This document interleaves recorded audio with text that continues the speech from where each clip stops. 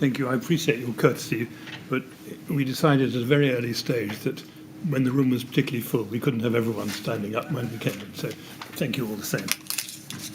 Yes, would you ask Mr. Mills to come back in, please?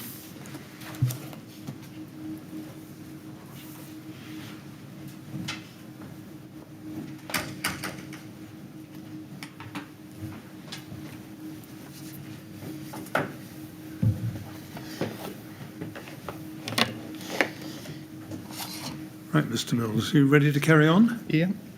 Thank you very much. Yes, Ms. Grange. Yes, thank you. I've just got a few more questions now about the use of BBA certificates, staying with that theme. So we know that a BBA certificate was then issued, dated the 17th of December 2013. Can you help us as to when it was actually issued? Was it issued in December 13? Do you remember? I don't know offhand. You don't know, you can't help. Let's go to KIN 403830. And this is a series of emails between you and Philip Borovec of Arup in January 2014. In the top email, we can see on the 15th of January 2014, it's from you, you're responding to him. And if we look at the fourth line down, you say this, you say the attached file is the new version of the Cooltherm K15 BBA certificate, which has been issued today. Do you see that there? Do you see that in the fourth line down? Fourth line, yep. So you're saying there, the attached file is the new version of the Cooltherm K15 BBA certificate, which has been issued today. Do you see that? Yeah. And then you pick out section 8.2 of the certificate, and you copy and you paste it into your email, which says, when tested to BS 8414 Part 1, the following specific cladding construction met the criteria as stated in BRE report BR135. Do you see that there? Yeah. Now, before that, if we scroll down to page 2, Mr. Borovich, in his email, sent at 9:10 on the 10th of January, we can see that he says this. He said, "Good morning, Gareth. Thanks for the helpful information. It's about, we see the subject title, K15 approvals, the Ruskin Square development in Croydon." And he asks a number of questions. We'll come back to those in 1 and 2. But I want to ask you about little 3 there in his email. So he says to you, why are there 2 certificates, both attached, sent by yourselves, on the same product, with the older one, 2008, saying it passed the BS 135 criteria, but the newer one, 2010, is silent on the matter? Yeah. Has anything changed, or is this an error? Do you see that there? And it would appear that you sent him the BBA certificates, both the first one, dated the 27th of October 2008, and the amended version of the 6th of April 2010. Can you help us? Why did you do that? Why did you send both certificates to him? I don't know. I'm not sure. No, I don't know. You can't help us? No. Is there an email with both of those attached, is there? I think there is if we go further down, but I mean, that's certainly what... Well, let's go down to the email below this. You say, with regard to the query outlined in your most recent emails, I'd refer to the final sentence of the paragraph relating to 8414 testing at 7.1 of the certificate.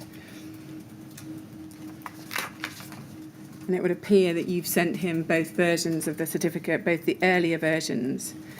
But by January 2014, that 2008 version wasn't valid, was it? Let's go back up to his email. Why are there 2 certificates, both attached, sent by yourselves on the same product, with the older one, 2008, saying it passed BR135? Can you help us on that? No. It appears, possibly there's been one sent by me and one sent by my colleague, perhaps, as there's one of my, who used to be another technical advisor who's copied on the email, so possibly they sent one and I sent one, possibly. Okay, that I see. Now, if we look down that page, that you're quoting there from the first version, from the 27th of October 2008. If we go at the very bottom of page 2 to that email we just looked at, Yeah. to your email timed on the 9th of January at 5:17, what you're doing there is you're quoting from the first version of the certificate from 2008 with that wording, therefore displaying limited fire spread away from the fire source and that the product meets the criteria stated in BRE 135. Now that's the wording that we saw removed in the next version of the certificate that you then wanted to try add back in the third version, which didn't get added back in. So can you help us as to why in this email you're quoting from a certificate which is very out of date by this time? I'm not entirely sure now. Didn't they put something similar to that effect back in the more recent one, didn't they? So it was added back in again later on, wasn't it? The reference to BR 135. Well, you've said in the top email of the chain, that was the 9th of January, go back to the top email of this chain. You've said on the 10th of January that the latest certificate has been issued today. Sorry, the top email back on page 1. You've said in the fourth line down there on the 15th of January, so 6 days later, you've said here's the version of the certificate which has been issued today. Yeah. So you can't have had that. We would have known the format before that though, because we would have agreed it with them prior to that date. So we would have known the format, what was going to be in it before that day. I see. Is it possible that you were sending that very first version of the BBA certificate because it was much more favourable to Kingspan? I don't know the exact reasonings, but it might have been perhaps because it more closely reflected what was going to be in the document issued in a couple of days. I see.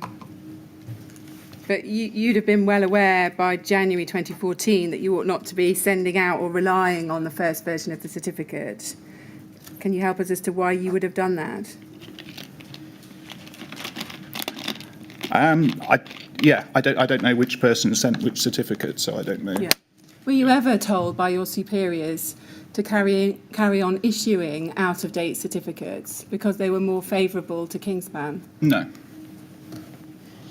Now, going back to Mr. Boracek's email on the top of page 2, if you look at his points 1 and 2 there, I said I'd come back to these questions. He asks this, he says, has the exact proposed system in every way been tested to the BS and achieved the required performance in BR 135? Yeah. As I'm sure you appreciate, the facade specification needs to be installed exactly as the tested system, which has been shown to meet the required performance of BR 135. Do you see that there? Yeah. And he's absolutely right about that, isn't he? Right. Yeah. Yes. And then he says in point 2, if not, what precisely is different and how have you assessed the impact that would have on the performance of the product in the fire test? So he's asking some important questions there. Would you agree? Yeah. Yeah. And if we go back to your response at the top of page 1, and if we look at what you say, after you've said in the fourth line, the attached file is the new version of the Cool Firm K15 BBA certificate, which has been issued today. You say the extract below is taken from page 6 of the certificate and illustrates that the wording confirming that the typical rain screen cladding build-up that we tested met the criteria in BR 135 is included in this newer version. Yeah. And then you say, as you will appreciate, for rain screen cladding systems where many components obtained from different manufacturers and combined to form the overall construction, ensuring that all possible combinations of materials products for the many components were individually tested is unfortunately not feasible for us to undertake both financially or in terms of the time involved. Yeah. And then you go on, you say to try and aid our clients in this area, we selected a construction which we felt reflected a common type of construction so that we could illustrate the inherent performance of our product within the BBA certificate.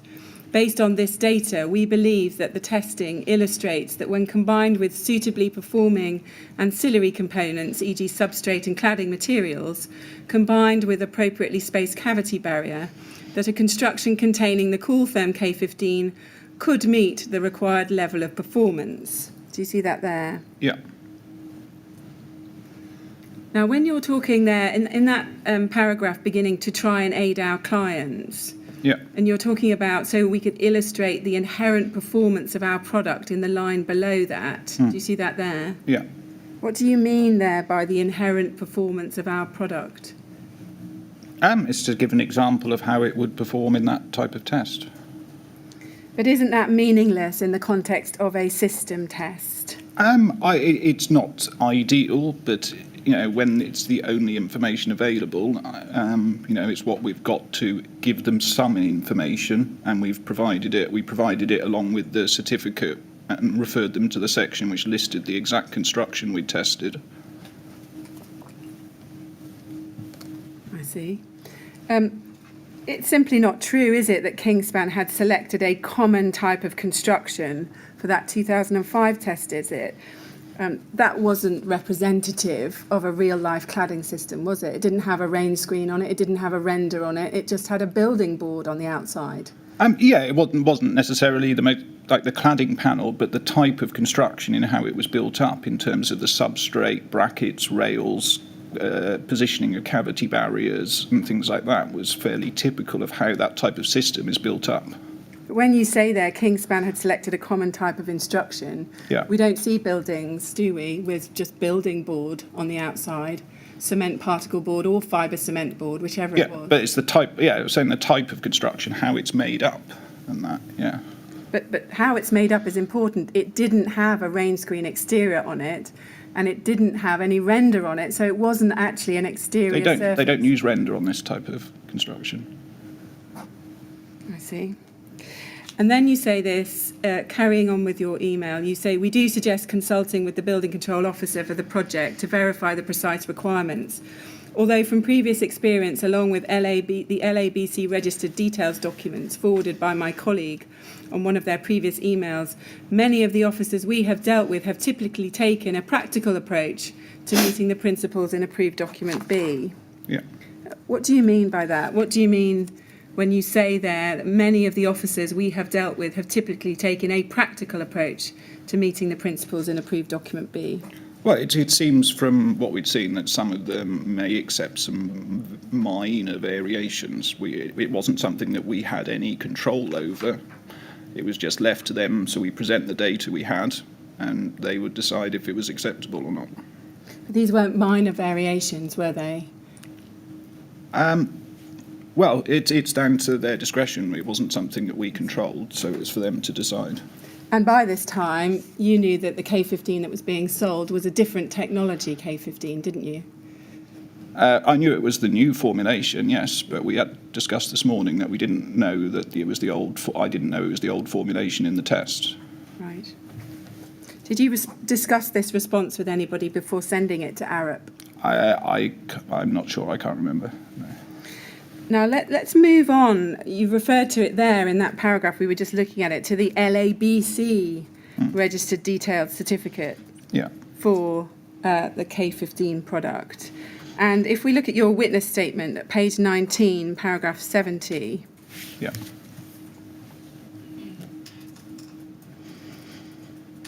You say this. You say, I was aware that the LABC had asserted in a registered detailed certificate that K15 might be considered to be a material of limited combustibility when considering some specific sections of the building regulations, which I believe related to using the product on buildings with floors above 18 metres from ground level as per the 8414 test report. Yeah. They did not state that the product was limited combustibility. Yeah. And then you say, I first became aware of this assertion when the certificate was first issued in 2009. Yeah. I understood this assertion to be correct. Yeah. I did not take any action as a result of this assertion. And then I did not take any action as I understood the assertion to be correct. So I think we can take it from that, can we, that you did read the LABC certificate and the summary attached to it in 2009. Yeah. Can we go to it? It's at KIN 405705.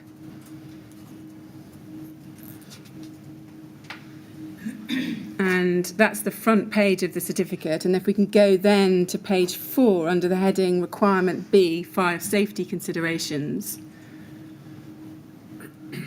what we can see is it lists K15 has been tested in accordance with, and then a number of test standards are listed, including BS 8414 Part 1 as the first of those, and then a number of other tests, fire resistance tests, and then National Class 0 tests, 476 Part 6 and Part 7. Yeah. And then we see this, it says, from the result, it can be considered as a material of limited combustibility and meets the criteria for Class 0 classification for surface spread of flame. Do you see that there? Yeah. Now, just looking at that now, do you agree that the most natural reading of it is that K15 can be considered to be a material of limited combustibility? Yeah, I'm saying it can be considered. Yeah, it's sort of, it's not saying it is, but yeah, it is saying you could consider it like one. Yeah. You say it's not saying that it is, but isn't that the no, thrust of what is there? I suppose it sort of, yeah, it's probably not the best wording, but yeah. No. Yes, thank you. And then if we look on page 5, we see a section headed Requirement B4, External Fire Spread, at the top of there. And if we read that, it says, since K15 can be considered a material of limited combustibility, it is suitable for use in all situations shown on diagram 40 of ADB, including those parts of a building more than 18 metres above the ground.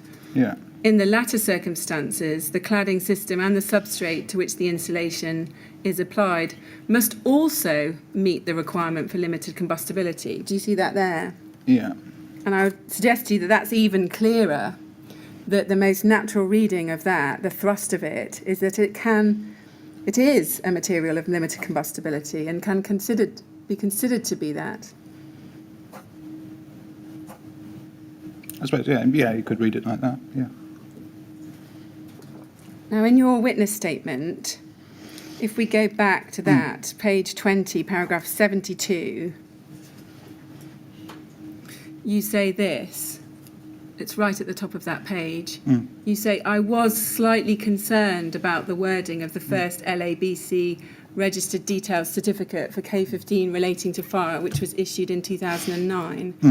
As I seem to recall that some of my colleagues in the sales department were misinterpreting this in that they believed it to be a product of limited combustibility when, strictly speaking, it wasn't. It was only in circumstances where the construction mirrored that which had been tested at 8414 that it could be treated as though it was a product of limited combustibility. Now, I've asked you about that latter bit already, but I want to ask you about that first part of that paragraph. What do you mean that, strictly speaking, it was not a product of limited combustibility? What do you mean by that? Well, that it wasn't of limited combustibility. Quite. Not just strictly speaking. It wasn't, was it? No. No.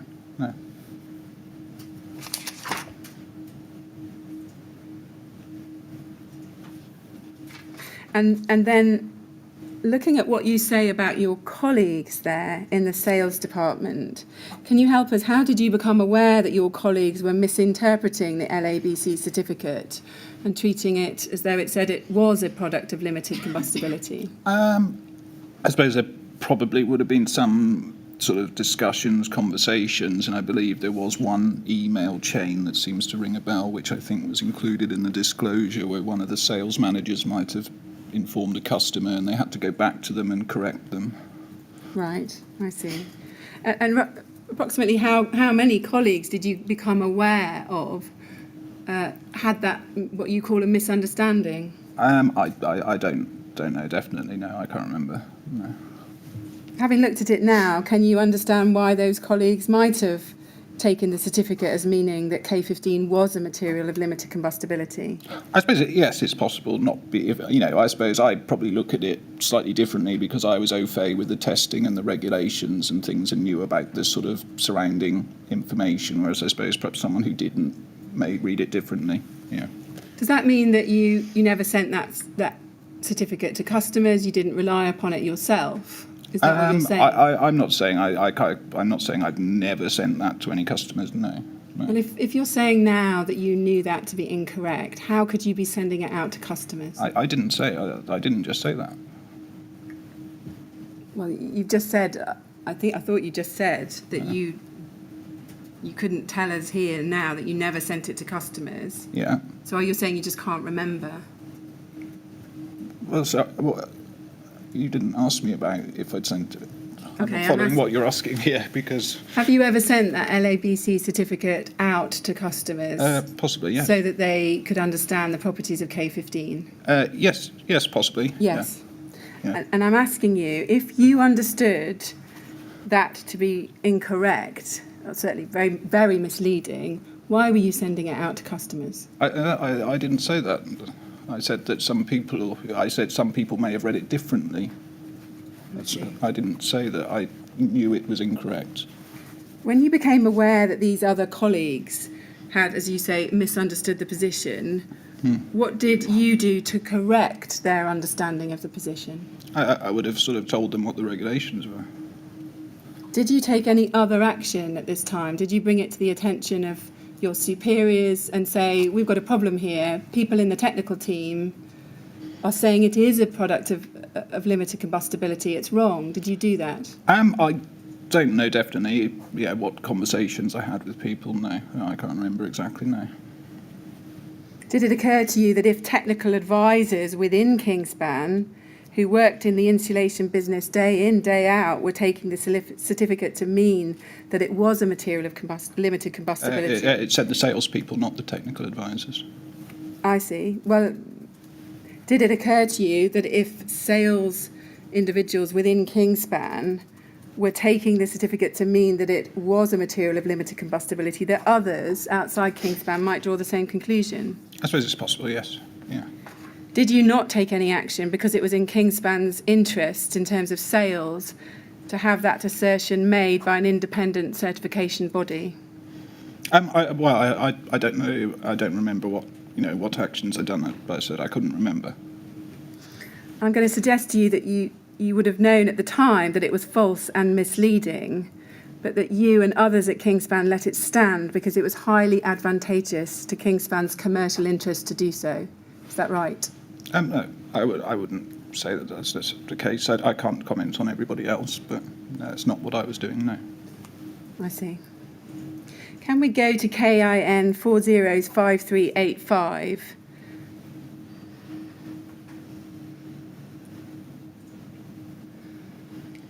This is an email sent on the 5th of June 2009 from Mr. Meredith to Mark Swift, and you're copied into this email. Do you see that there? And Andrew Pack is also copied. And Mr. Meredith says, ADB, B4 diagram 40. Personally, I would just say that we now have the LABC document, and as long as the guidance within it is followed, there are no limitations of use for K15 in high-rise external ventilated facades. This document will be available to all LABC, therefore we will not get any problems in the future when seeking approval for use from local authority building control officers. From now on, and when challenged, I'm simply going to send the LABC document and let that do the talking. Yeah. And then it says, I've copied AP, Andrew Pack, and GM, Gareth Mills, that's you, to allow them to comment. Do you see that there? Yeah. And did you comment on that when that was sent to you? I don't know. No, it's 11 years ago. I don't remember. No. Do you remember sending the LABC certificate out to let that do the talking? I probably have sent the certificate to some people. I don't remember the specifics. No. Or, Isn't the truth that this gave Kingspan a reprieve? It gave them a period of a few years where they had an easy answer to any queries about K15 because that certificate strongly suggested it was a material of limited combustibility. That's right, isn't it? it looks from that like that was some people's opinion. Yes. Yeah. And are you saying that that wasn't an opinion that you held? No, I didn't consider it was limited combustibility. No. So why do we not see any email? I mean, you've been asked for your comment here. Why don't we see an email going back from you saying we can't let it do the talking because it's not a material of limited combustibility. Well, it may have spoken to people because, I wasn't aware at the time that I was having to provide a written record of everything we discussed. So we could have just spoken in the office. And when he talks about, he says, when challenged, I'm simply going to send the LABC's document. Yeah. Were you aware at this time, this is 2009, that there had been a number of people challenging the use of K15 above 18 metres? There had definitely been queries about it, yeah. Yeah. Can we go now to KIN 3020714?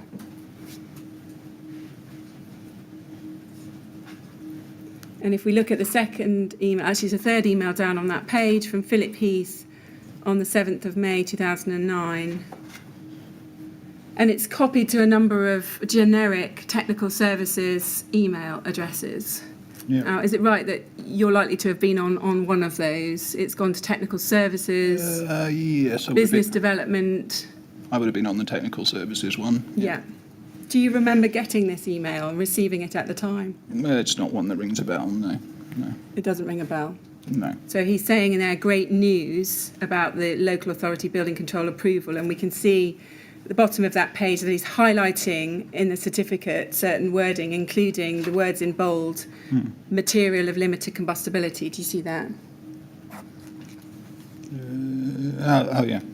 Yeah. And you're saying you can't remember getting that email? No, it's 11 years ago. Yeah. Do you remember it being celebrated within Kingspan that this LABC certificate had been issued? I know they were happy with you getting an additional approval, yeah. Yeah. Yeah.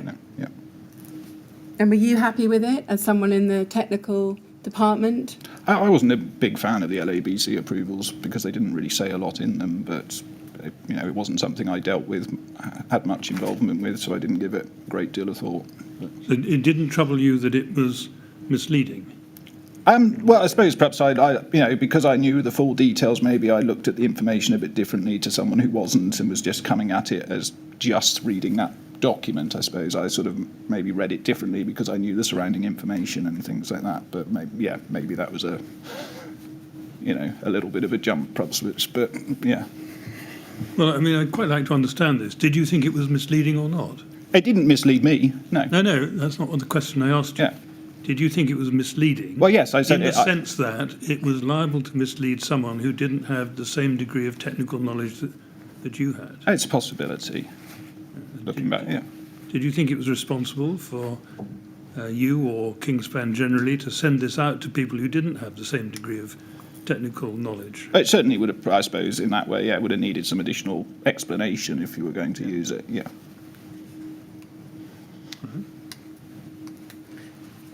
You've admitted sending it out. Yeah. Are you saying that every time you sent it out, you did include some additional explanation, caveating that statement? I because of the timescales, I don't remember every single email I've sent, so no, I couldn't say. Now, I just want to deal with a few emails now which are relevant to the lapse of that system approval.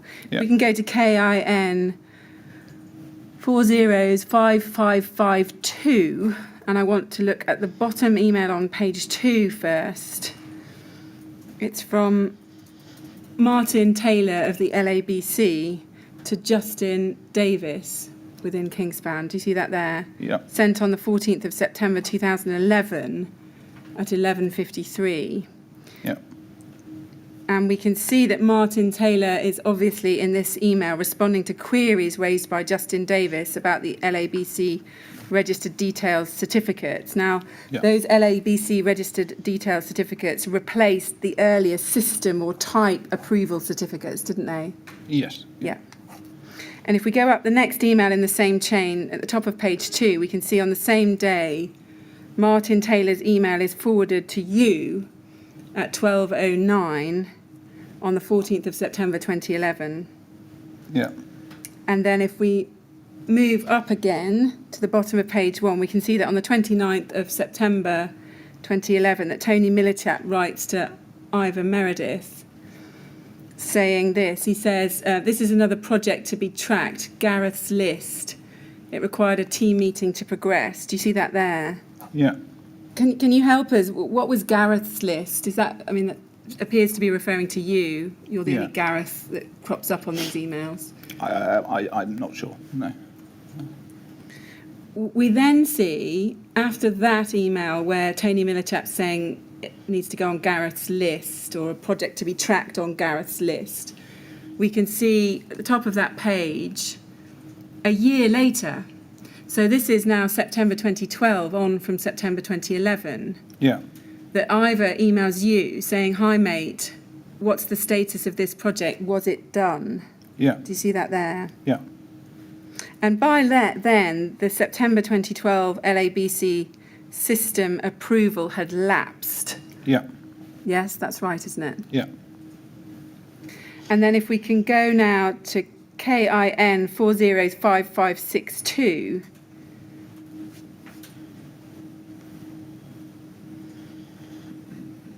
And if we go to page 3, I want to look at Mr. Meredith's email of the 19th of October 2012, sent at 13:22 to you, Joel Clark and Andrew Pack. And he says, and he's copied in Tony Millichap and others, and the subject is LABC for K15. And he writes in the first paragraph, with regards to trying to get something out of the LABC to replace our old out-of-date LABC K15 type approval, can I ask who is planning to take this on?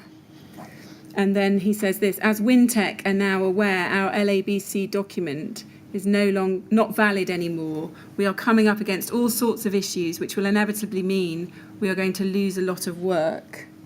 Do you see that there? Yeah. Now, pausing there, were you aware at the time that Wintec were on to the fact that the lapse of the certificate meant there was an absence of evidence for why K15 was on tall buildings? Do you remember being aware of that and the Wintec concerns at this time? I was aware that Wintec had raised a number of queries with the department, yeah. If Wintec hadn't noticed it, was Kingspan planning to continue to rely on an LABC certificate that was no longer valid? Can you help us on that? I wouldn't have thought so now, because if it's lapsed, then it wouldn't be something you could use. I see. And then if we go on to paragraph 3 of his emails, he says, there are several very big projects that I believe are going to come unstuck because we no longer have this information. Therefore, it's important we understand how much and how long it will take to get a replacement. I appreciate we may need some further test work and the replacement may not be as useful as the previous version.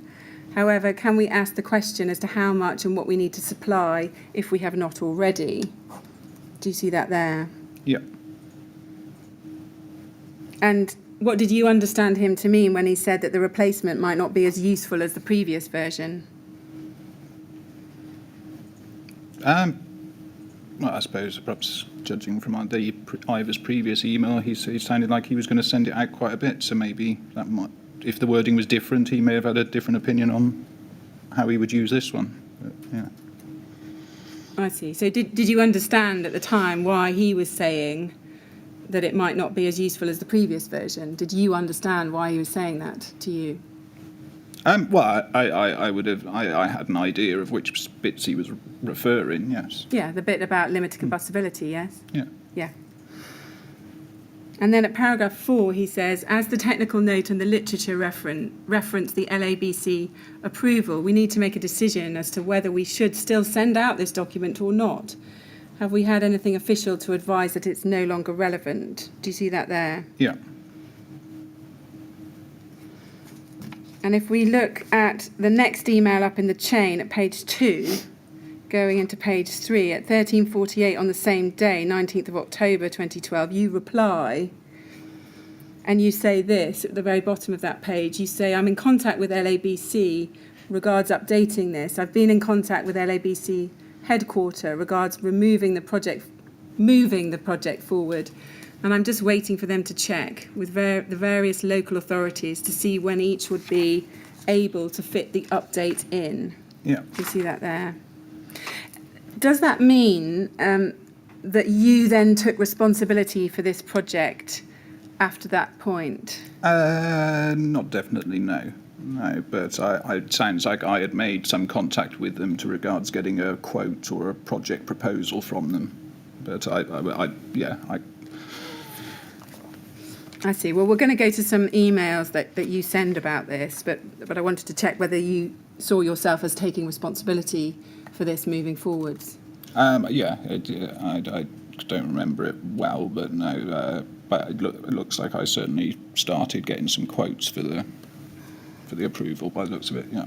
And then you ask Andrew Pack in that same email, you can see the last line, you say, Andy, with regards to the original approval, which local authority was this produced with? Was it Herefordshire? Do you see that? Yeah. And why would you want to know that? Just because they would already have some of the supporting information, so it may be quicker to probably do an update with them rather than start from scratch. Right. And at this point, were you aware that there had been complaints about the original wording of the LABC certificate? To who, sorry? Complaints to Kingspan about the original wording of the certificate, or complaints to the LABC? I don't remember seeing the complaints, or certainly the LABC. I don't remember them sharing with me, no. Okay. No. If we can move now to KIN 405571, and we start on page 3. This is an email from you on the 10th of January 2013 at 10:12. And in the first paragraph you say this, you say, personally, I don't think we can rely on getting any greater scope of approval from the LABC, given the complaints they received following the issue of their original certificate, and only having the same data available, whose acceptation at all is in question due to its age. Acceptation, do you see that? Yeah. So you're referring there very clearly on the 10th of January 2013 to complaints that the LABC received following the issue of their original certificate. Do you see that there? Yeah. Does that help you? It looks then perhaps they might have mentioned it during some phone call when I was inquiring about the quote then by the looks of it. Yeah. Yeah. And does that help you recall now what complaints the LABC had about that original certificate? What's the thrust of those complaints? I don't know. I to be honest, I don't have any recollection of them actually sending me the complaints or giving me full details of it. No. And you can't even tell us now what the thrust of the complaints was? I don't know for definite. I would assume that because looking at that, they'd made some inquiry about the BS 8414 report or something. It looks like it may have related specifically to that section, but they didn't, not as I'm aware, send or give me the details of the complaints. No. I see. But you certainly do seem to be aware at this point that there were complaints and that realistically you're not going to be able to get a greater scope of approval only having the same data available. That's right, isn't it? Yeah.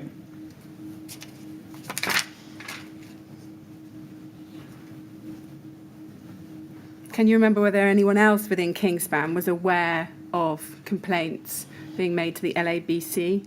I don't know on that. There's obviously there's the people I've mentioned. I've sent that email to, but who would then, but yeah, I don't know offhand. No. If we go now to LABC 301807.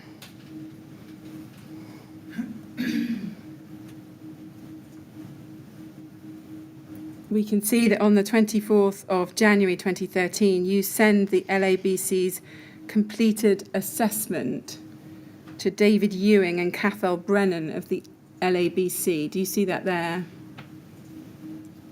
And it's about Cooltherm K15 in the subject of the email, LABC approval registered details.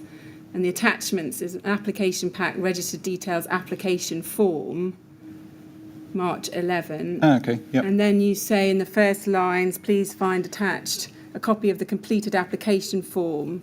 Yeah. Regards producing the registered details for our Cooltherm K15 product. Yeah.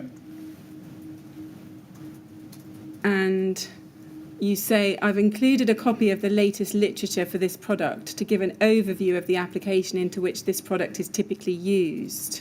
Yeah.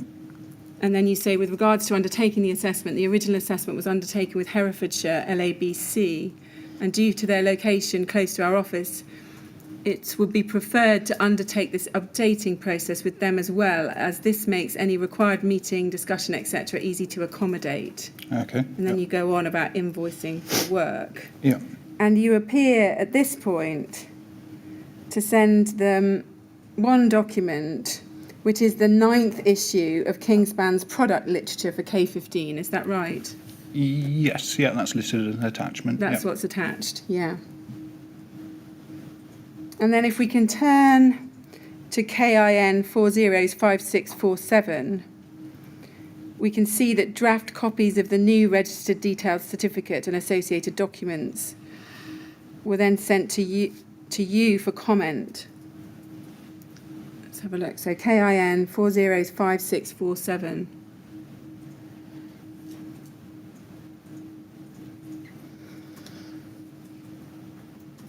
So Cathal Brennan at the LABC is sending you documents for comment on Friday the 28th of June. And he says, "Hi Gareth, the final peer review section of the registered details process has now been completed for the K15 system. Please find attached draft copies of your registration certificates.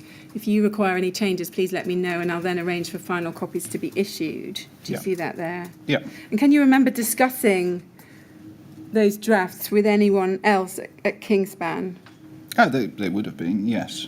Yeah, so they're probably sent round to the proofreading, I would imagine. And discussed with Mr. Millichap at that stage? He'd be on that group, yeah. And the terms of that certificate were extremely important to Kingspan, weren't they? Yes, yeah, they would have been interested in what it said, certainly, yeah. And if we can go on now and look at LABC 40961, where you providing your detailed comments on the draft to the LABC on the 1st of August 2013. So this is on page 7. If I go, this is a long email. So there we can see an email you send at 11:22 on the 1st of August to Cathal Brennan. And at the start of that email, you write, "We had a look over the documents and wondered if we can add some more detail into some of the sections regards where the product can be used." Do you see that there? Yeah. And who would the "we" be relating to there? Is that Kingspan's technical department, or is it technical and sales department? Who are you writing? I would imagine it was probably the proofreading one, which had some people from a few of the departments on it. I see, yeah. So this will have come as a cross-department set of comments. Yeah. And then what you do is you go on, "We would welcome your advice on the most appropriate sections for including this information.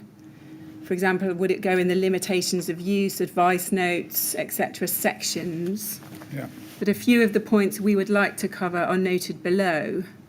And then you say, "With a number of the items, I've included some notes after the comments in brackets, which we don't need to include in the final certificate, but I've included for yourselves as some references to documents where additional information can be found on the relevant items if required." Do you see that there? Yeah. And then I want to look at point 3, what you've said there in item 3 on that page. Do you see in the middle of the page? And you say the product can be used on buildings with stories greater than 18 metres. Can we note how you've spelt stories there in that line? The product can be used on buildings with stories greater than 18 metres Yeah. from ground level, provided it is used in combination with suitably non-combustible substrates and ancillary components. And then you say, "Note, BS 8414 testing referenced in section 7.1 of the BBA certificate is noted as meeting the requirements of BRE 135, i.e. alternative compliance route, referenced in approved document B or Scottish Technical Handbook." Yeah. Do you see that there? So you are suggesting, aren't you, at this point, that you want the word, "The product can be used on buildings with stories greater than 18 metres from ground level, provided it is used in combination with suitably non-combustible substrates and ancillary components." Do you see that there? Yes, something sort of along those lines. Yeah, I don't think we've said that that is the exact wording we wanted putting in. We've just said these are some bits we want more detail on. But yeah. And we've referred them to the specific test information, yeah. I see. Well, we'll see what ends up in the certificate. But that wording, the only limitation about the use over 18 metres is using it in combination with suitably non-combustible substrates and ancillary components. Do you see that? Yeah. It's not saying can only be used in one specific configuration, which was tested to BS 8414 Part 1, is it? The note does go on to refer them to the specific tested construction, the note after in brackets. Yes, but it doesn't tell you in the note, does it, whether it's 8414 Part 1 or Part 2? Yeah, but that's in the document that we refer to. Well, you're referencing section 7.1 of the BBA certificate there, yes? Yeah, which lists it as BS 8414 Part 1 and lists the full construction. But how can you be suggesting at this time that they should include wording, either this wording or wording to that effect, given the limited testing you'd done and given that K15 as a product had changed since then? But we've gone over it twice that I didn't know that the product that was tested was different to what we were selling. We've said that twice already. I thought you said earlier today that you did know that there was a change to the K15 technology. Yes, and I'd said at that time as well that they'd been doing trials beforehand, so I didn't know that the tested product, which one it was. I see.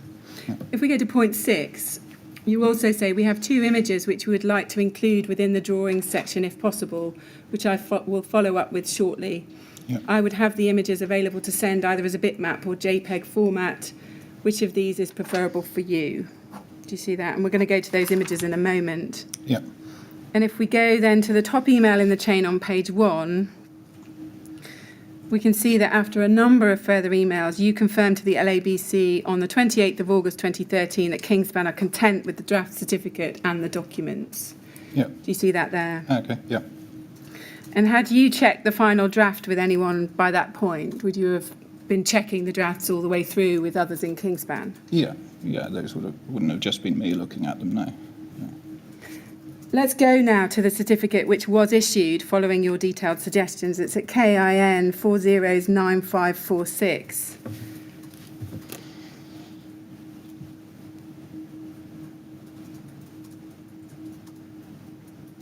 We can see there on that page, looking at the bottom of the page, that it's dated the 28th of August 2013 and it's signed on behalf of the LABC. It's signed by Barry Turner of the LABC. Do you see that? Yeah. And the expiry date is given, there's a valid until date just above that, is given of the 28th of August 2014. Do you see that there? Yeah. And if we can go now to KIN 409547, this is the drawing and documents list for the certificate.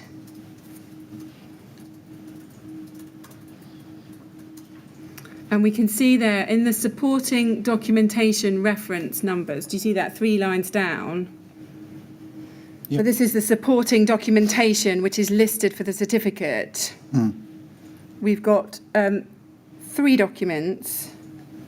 The Herefordshire Council type approval summary. Yep. Yes, that's the original, from the original LABC certificate. The 9th issue 2011 Kingspan publication, that's your marketing literature, yes. Yep.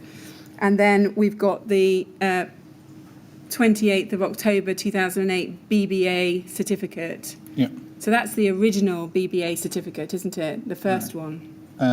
Could have been, yeah. Yeah, the certificate numbers stayed the same all the way through until they went to a group one after I had left the company. That date, I suppose, I don't know for definite because they list that on the cover of all of the certificates and then put a reissue date underneath it.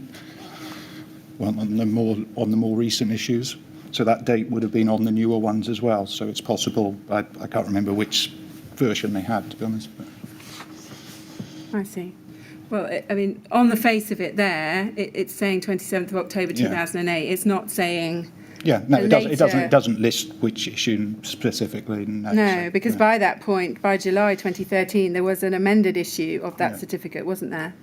Yes. Yeah. I'm assuming so. Yeah.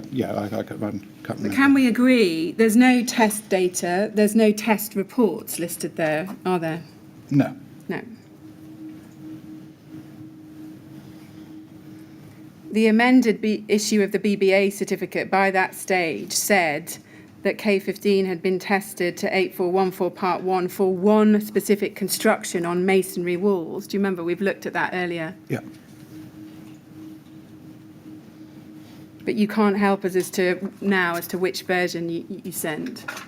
I don't know. No, I don't. Yeah, I don't know offhand. No. We're looking at this about 10 years ago, so I don't know what attachment was on the email. No. But that was the version that ought to have been sent, wasn't it? The up-to-date version. Yeah. So we had a folder with all the current certificates in it. So I'd imagine whenever the email was sent, it would have been the one which was the more recent one at the time. Yeah. And also it's listed on the, it's on the BBA website as well, the current ones as well, which are publicly available, which is the latest document. Yeah. If we could go now to Appendix A of the certificate. This is KIN 409547, page 2.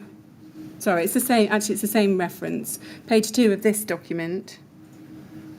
And we've got this Appendix A. Do you see that there? Which is attached to the certificate.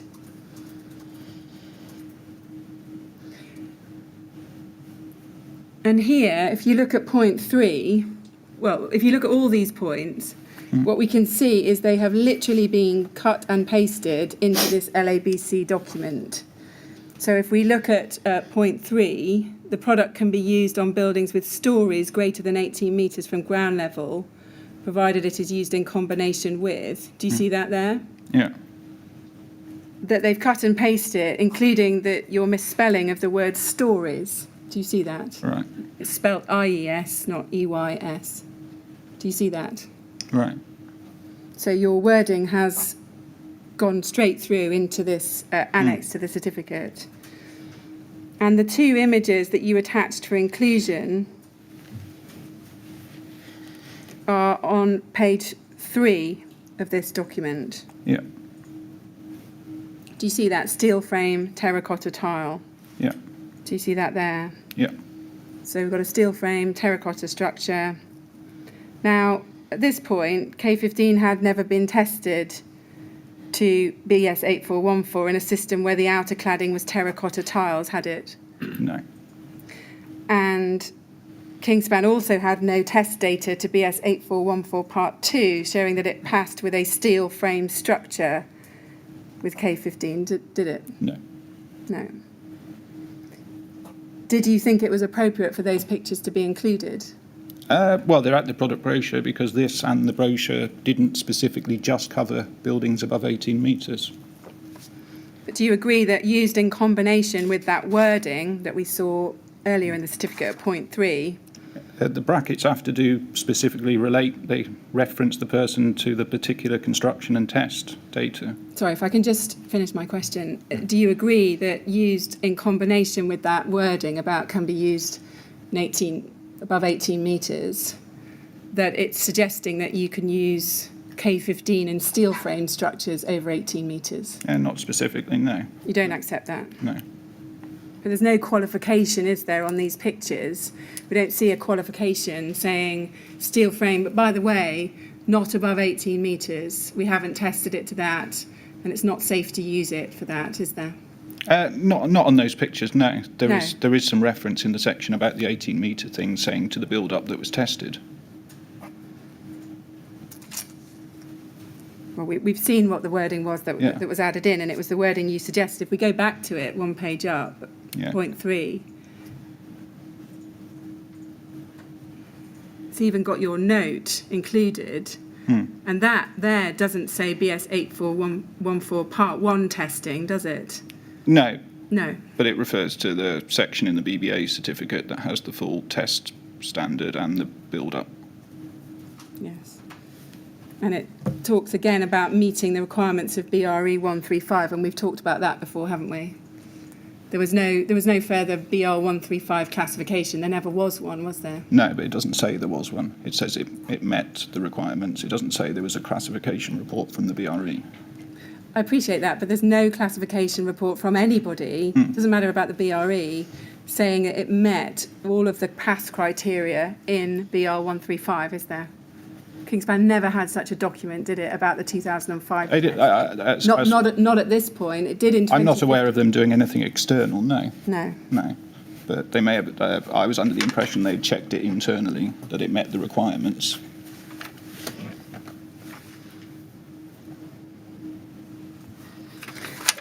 That reference to section 7.1 of the BBA certificate, do you see that there? Yeah. If that's section 7.1 of the original BBA certificate, where it was at section 7 rather than at section 8. Sorry.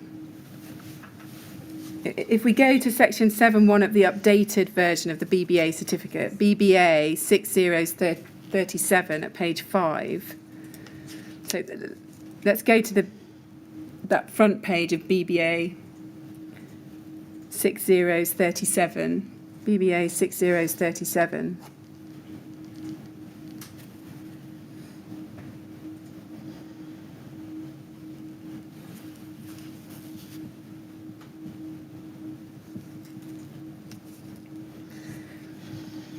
That's the updated version of the BBA certificate. Yeah. And we go to section 7.1 of that.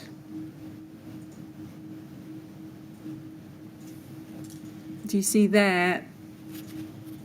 There's no reference to testing to BS 8414 in that Yeah, section. so looking at that, yeah, so it looks like, so when did that one come out? So it looks like that should have been updated to 7.5. Yeah. In this updated version, the details of the system tested have been moved to section 7.5 below that. Do you see that? Yeah. Do you remember spotting that at the time? No.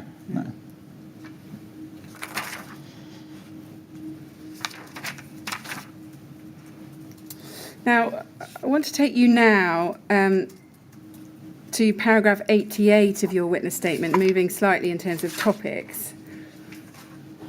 And it's on page 22 of your statement.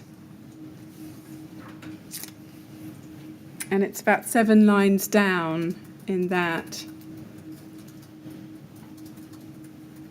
You say, it's kind of in the middle there, just above the middle. It begins in response to the question of. Do you see that? You say, in response to the question of whether there were any difficulties or disagreements between Kingspan and the BRE, I was told that an issue had arisen when the BRE carried out one of the BS 8414 tests in 2005. A colleague at Kingspan, who was responsible for arranging the test, had made it known internally that there had been some misunderstanding regarding the scope of approval within the BS 8414 testing report. And you say, essentially, prior to receiving the report, it was anticipated that this would cover all non-combustible cladding panels, whereas when it arrived, it only covered the use of one specific type of non-combustible cladding panel, which was a cement particle board. Yeah. I believe that it may have been Ivor Meredith who told me this, as he helped plan and arrange the test. Do you see that there? Yep. Now, can you help us as to when you were told about that misunderstanding with the BRE and that they had decided that you couldn't use that test for all non-combustible cladding panels?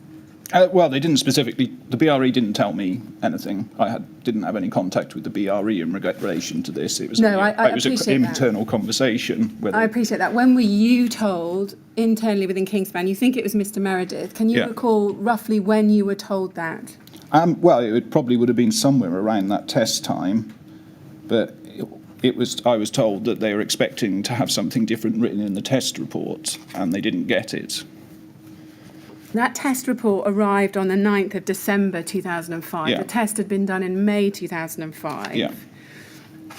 Does it follow from what you've just said that it was sometime around when that report was issued, that it was likely to be in late 2005 or early 2006 that Mr. Meredith told you about this misunderstanding with the BRE? It could have been, yes, it's possible. And do you remember just hearing from this verbally from him, or did you get anything in writing? I would imagine it's probably just verbally. Yeah. And can you remember what his reaction had been to that? No.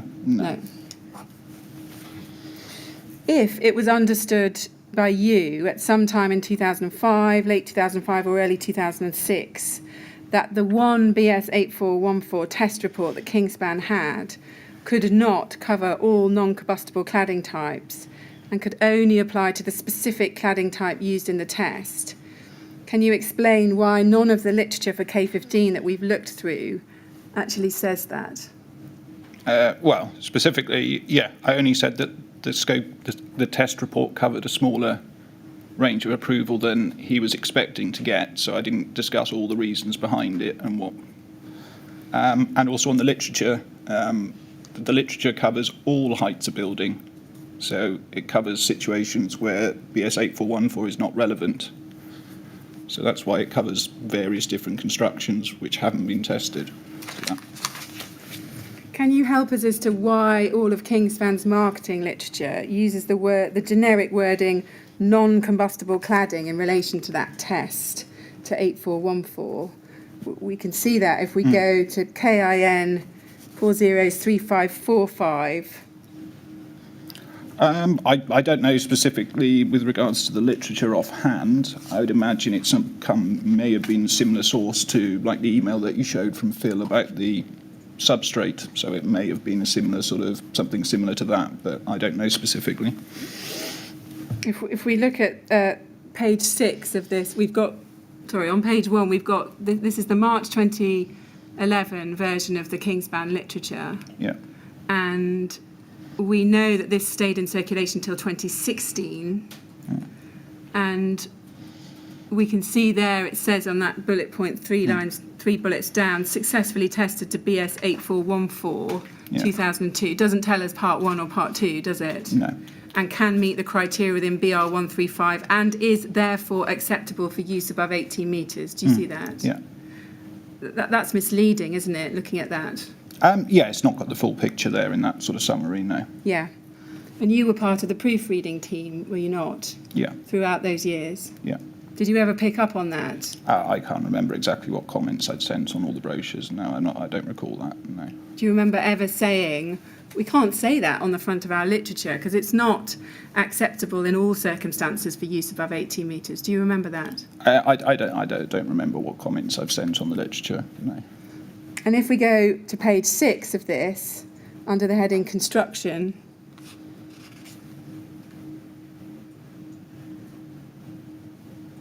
do you see, it's on the right-hand side, the whole column is dealing with fire performance. Do you see that there? Yeah. That's it. And under the heading construction, it's saying 6mm non-combustible cladding.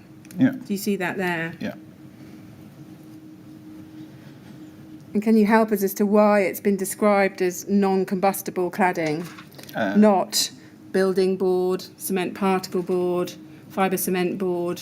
No. So it would have been like the marketing director and manager who would have been primarily deciding what was in the literature. So they would be your best ones to answer that. Yeah. I see. And again, as part of the proofreading team, that's not something you ever picked up on or queried with your superiors? I don't know. Again, yeah, I don't remember what comments I'd sent on all the literature. So no, I can't say definitely either way. No. And then result on the right-hand side, the tested product meets the criteria stated within BRE 135 and is therefore acceptable for use above 18 metres in accordance with the building regulation standards. That's misleading as well, isn't it? It is probably not as descriptive as it should be. No. It's probably, you could put more information in it, yeah. Now, I want to move on to another topic, and this will be the final big topic I'm going to come to today, but I'm going to look at a number of examples, which is of technical advice that you gave on specific projects. Yeah. At paragraph 13 of your witness statement for the transcript, that's on page 5, you tell us that the technical department would advise customers about approved document B and the alternative route to compliance through BS 8414. That's right, isn't it? Yeah. And would it be fair to say that advising on the use of K15 on buildings over 18 metres was a substantial part of your own work at Kingspan in the technical department? Not a substantial part, no. No? How would you describe it in terms of a proportion of your work? It'd be a relatively low amount of it, just because they were generally larger projects, so the number of them were not as big as the smaller projects. I see. Just as an approximate figure, roughly how many buildings do you think you advised on? No, I can't remember numbers from that long ago, no. Well, I'm going to take you to some of that. Do you accept that you did personally advise clients on the use of K15 in buildings over 18 metres in height? I would have sent some responses to customers on projects like that, yes. Yeah. Can we go to KIN 30183868?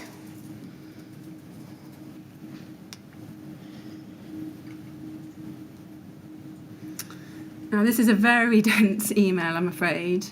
And the subject, this is all we have of it. This is the version that's been disclosed to us.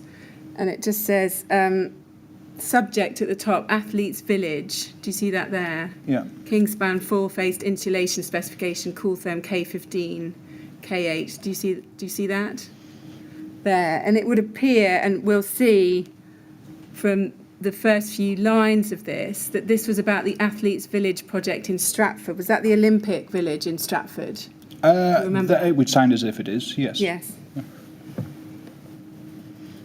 And we can see your name at the end of this on page 2, if we go to that now.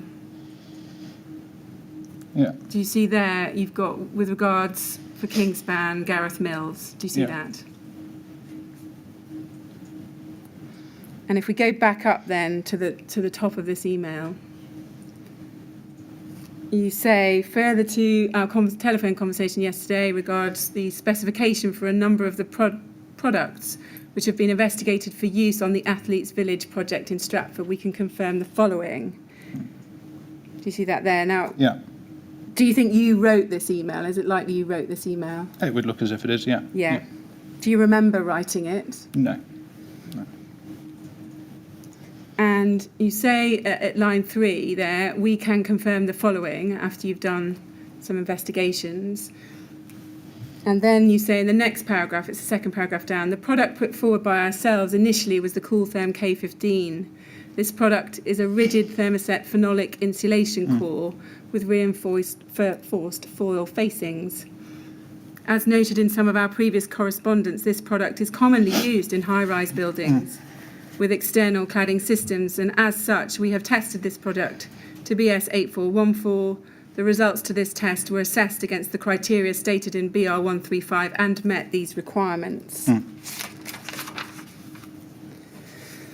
And then you go on, you say, as described in our previous correspondence, this testing standard and assessment criteria for the results are based primarily around the use of lightweight external insulation and cladding systems, such as or insulation behind ventilated rain screen panels or externally insulated render systems.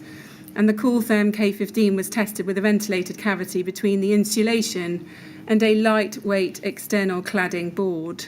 Yeah. Due to the robust sealed concrete between the insulation and a lightweight and the outer skin in your system, usually at least 150 millimetres in thickness, and the fact that any cavities adjacent to the insulation between the insulation and internal lining are non-ventilated would make an application using your system much less extreme than the system tested with the K15 product to BS 8414. And you go on, a copy of the BBA certificate, which includes confirmation of the test and results in 7.1 on page 5 has been included for information. And then the 2 other products which have been discussed. Do you see that there? Yeah. So you're saying there in that email, I'm sorry it's so dense, it's quite hard to read on the page, that K15 is commonly used in high-rise buildings with external cladding systems, and as such you've tested it to 8414. Yeah. Do you see that there? Yeah. So K15 was clearly being suggested for the over 18 metre market here, wasn't it? It was suggested that it was commonly used in such. It has been over the years, yeah. And you're specifically referring to that there, aren't you? Yes. Do you agree that that kind of wording is commonly used in high-rise buildings? Would it, at the least, have caused others to believe that K15 as a product had been tested to the right test standards and could be used in buildings over 18 metres in height? It doesn't specifically list any building height there in that statement. It just says high rise. It doesn't say specifically over 18 metres, but there were certainly, I suppose, some of the ones it's been used in historically have been over that height. Yeah. You go on in your email to say that K15 was tested with a lightweight cladding board. Yeah. What test are you referring to there? That would be there was only the one test. Yeah. Why are you referring to it as a lightweight cladding board rather than a building board or a cement particle board or a fibre cement board? It's because the construction that's being discussed on this project is a different type of construction that uses a sealed concrete outer panel. So we're sort of referring to the difference in fire resistance of the outer part of the construction, because this is a sealed heavyweight construction on the outside. We've got 150 mil of concrete protecting the insulation compared to a small building board, just to illustrate the difference in fire resistance of those two components.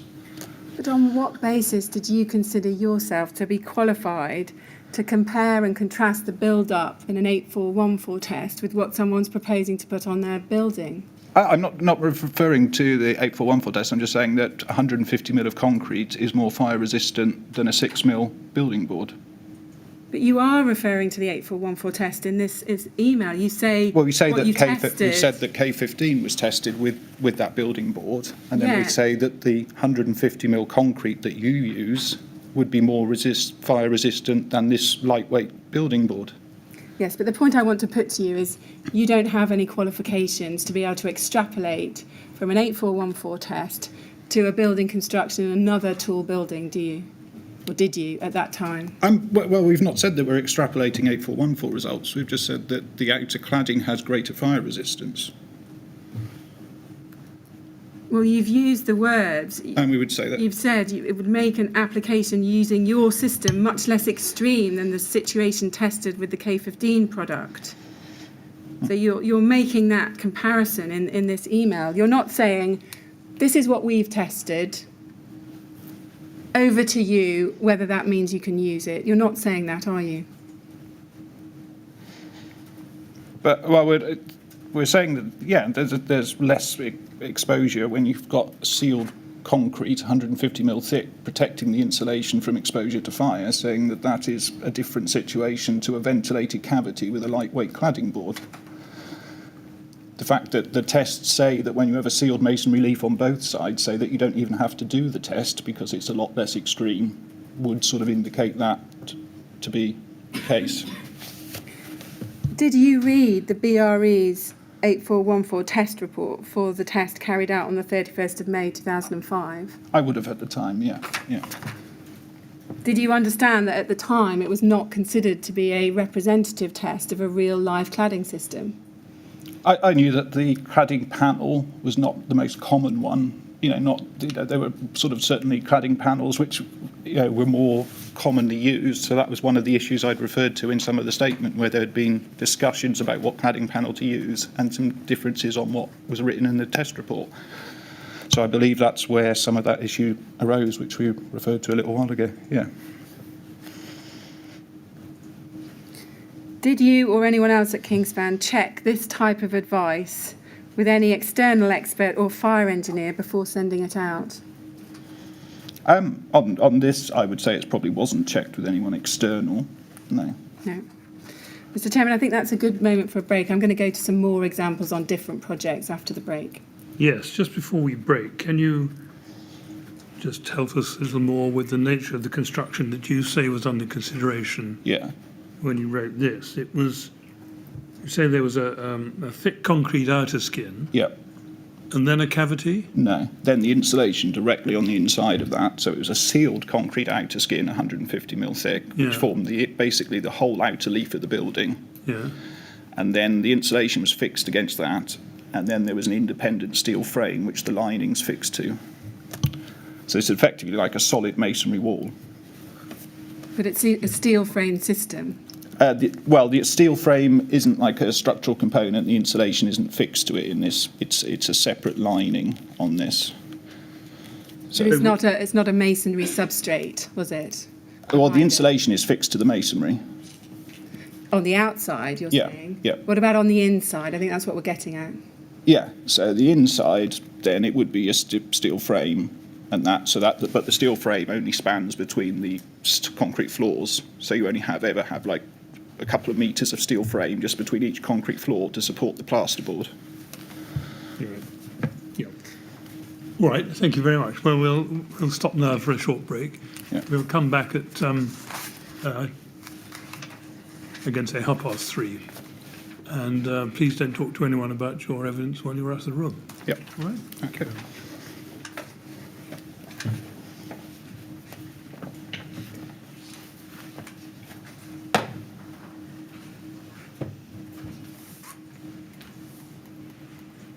Half past 3 then, please. Okay.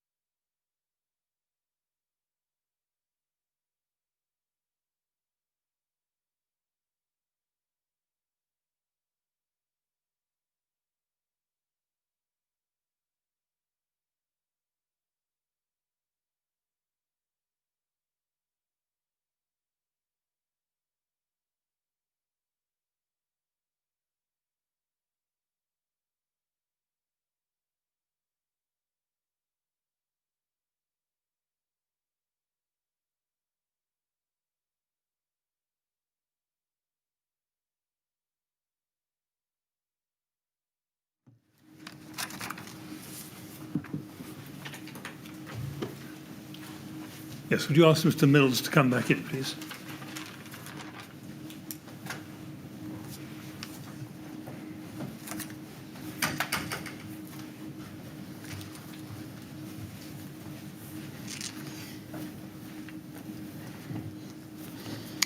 Right, ready to carry on? Yep. Good, thank you, yes.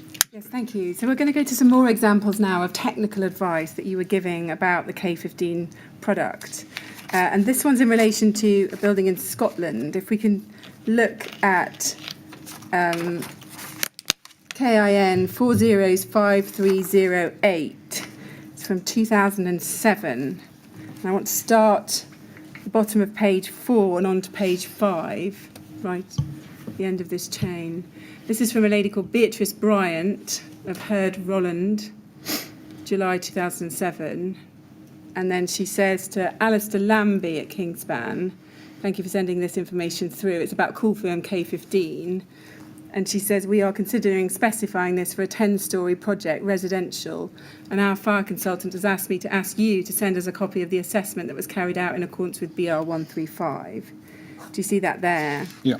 And then up the chain, page 2, we see a response from Ivor Meredith to Alistair Lambie. When Alistair's asked for some advice on this. It's copied not to you at this point, to Andrew Pack. It's sent to Andrew Pack as well as Alistair Lambie. And Mr. Meredith, we don't need to read all this email, but he basically says we're a little reluctant to go public with the actual test information at the moment, as this is only to BS 8414 Part 1, and I suspect this job would be an 8414 Part 2 project. At this moment, I'm doing vast amounts of work to produce a very robust situation where cool therm K15 can be used on all substrates and with most generic types of cladding. We appreciate this is a particular issue in Scotland, and over the next 12 months we'll be performing at least 15 large-scale tests at 8414 with a total capex of well over 200k. Do you see that there? Yeah. And then if we keep going down this email, look right at the bottom, you can see he says right at the end there, when you're next in, come and have a chat and I'll show you what I can present if the job's big enough. Fortunately, 9 times out of 10, they accept our word. Do you see that there? Yeah. And then if you go to the top email in this chain on page 1,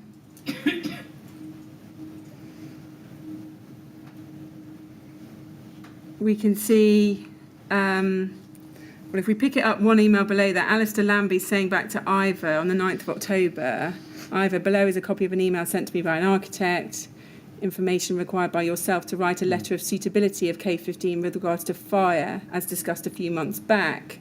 Please can you urgently respond to this and copy myself in on anything, as this is becoming more of an issue in Scotland. And then in the top of that email, we can see from Ivor to Alistair Lambie and to you this time, on the 10th of October 2007, Ivor says, Alistair, I'm out of the office for the next few days. Gareth is your man for letters like this. Gareth, please do the honours. Do you see that? Yeah. And is it right that you would, from time to time, write letters of suitability on projects for the K15 product? Possibly, yeah, there would have been some, yes.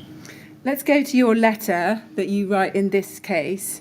It's at KIN 409011.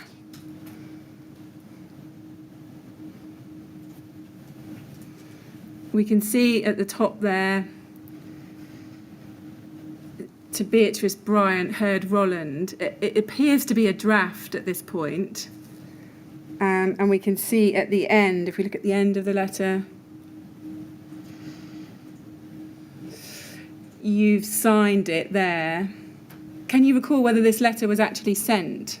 I don't remember straight off, no. Well, let's look at the draft and go back to page 1.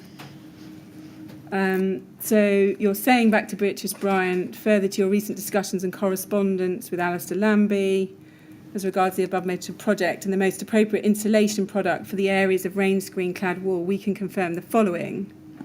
And then you say, from your email, it's been indicated that the intended construction is a concrete inner leaf with the Cooltherm K15 insulation fixed to the outer surface of this with an outer weathering surface of a rain screen cladding system. And then it says it's a CFC HCFC free rigid phenolic insulation core, and you're talking then about its thermal conductivity. Yeah.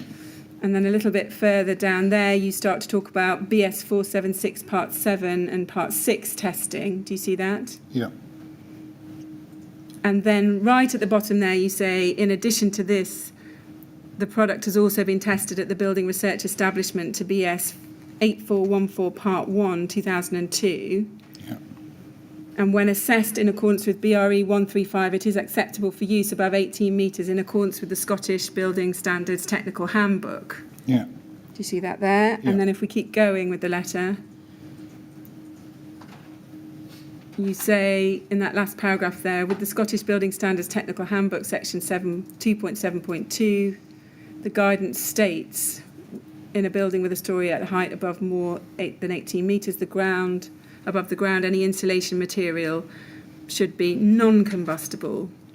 And you say this information is complemented by additional guidance relating to BR 135 second edition. Do you see that there? Yeah.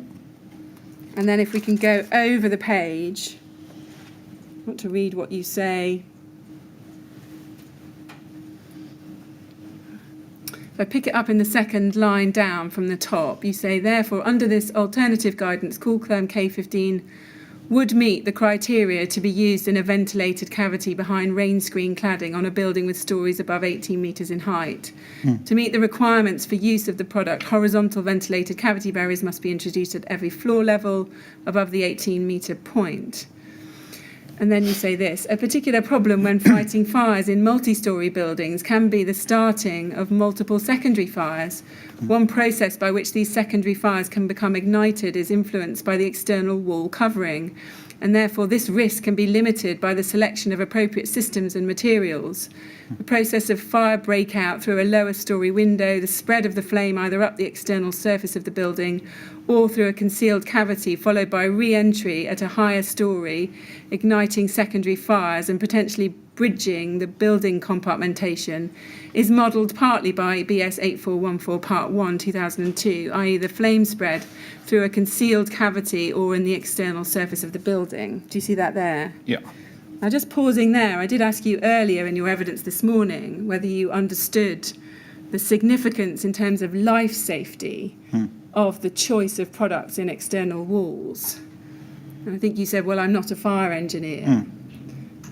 Would you agree, based on that paragraph, you certainly do appear to understand the importance of external wall materials and the potential for external surface spread of flame and ignition of secondary fires in the building? Do you see that? I was aware of some of the information. I wouldn't claim to be an expert on it. That particular text and that process is taken from the BRE. It's modelled on the paragraph from the BRE 135 guidance document, which runs through that fire spread process and what they intend to model with the 8414 testing. But what that shows, that paragraph, doesn't it, that you were well aware of the life safety risks that were engaged by the choice of materials in an external wall? I knew sort of from reading the BR 135 what they were sort of trying to model with the testing regime. Yeah. Yeah. And then if we carry on and look at the third paragraph on that letter, you say, from the results achieved by the Cooltherm K15, the flame spread and resultant thermocouple temperature rise at level 2 was limited to within permissible levels, and therefore the risk of secondary fires is assessed to be minimal. Due to limitation of flame spread throughout the cladding system, it would be suitable for use in potentially higher risk applications, such as high-rise building with stories above 18 metres. Do you see that there? Yeah. And then for your information, we've included a copy of a report detailing the test and measurements confirming compliance with the criteria in BR 135. We trust that you find the foregoing of assistance. Yeah. Now, did you know that on this project, the outer cladding here was to be either terracotta, Lucabond or metal cladding? I don't know. For looking from this, it doesn't specify on here. So no, I'm not sure. I don't remember the project in question. No. If we go back to the email, KIN, the email chain KIN 405308, and look at the bottom of page 1 of that.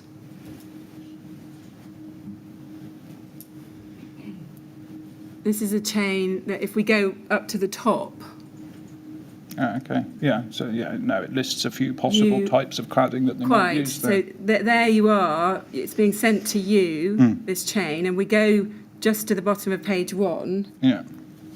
And we look at that email from the architect. They're telling you what the outer layer.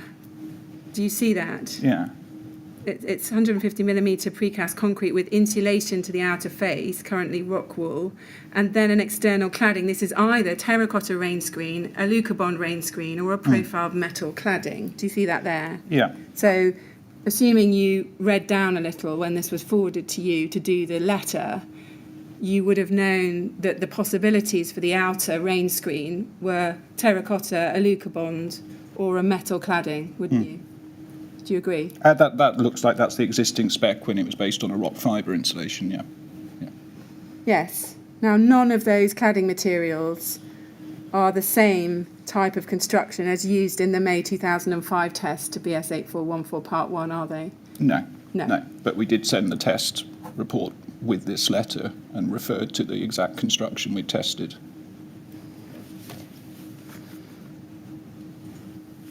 Yes, but go back to the letter that you've written. Going back to that and the paragraph in the third down that I've read to you.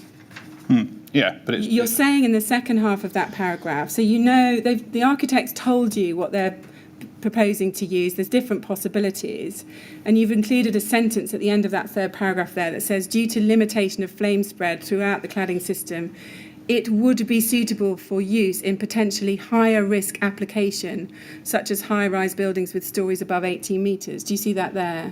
So the whole tenor of this letter is, we think our K15 is suitable for your project. That's why you're writing the letter, isn't it? I'm thinking there's a possibility it could be used, yeah. Yeah, not just a possibility. Kingspan are positively pushing their K15 product forward as appropriate on this job, aren't they? Yeah, we're saying that's the product we have for this type of application, and we've sent them the test data we've got, and we've detailed the exact construction we've tested it in. Well, you do, but you don't mention that in the letter, do you? It does refer to the letter, them saying that we've sent a copy of the test report. You don't showing refer to the fact that the test result. We don't list we haven't listed the construction in the letter, no, but they were sent together. It wasn't something that was sent in isolation. They were sent together. No, but it depends on the recipient reading the test results and understanding them, doesn't it?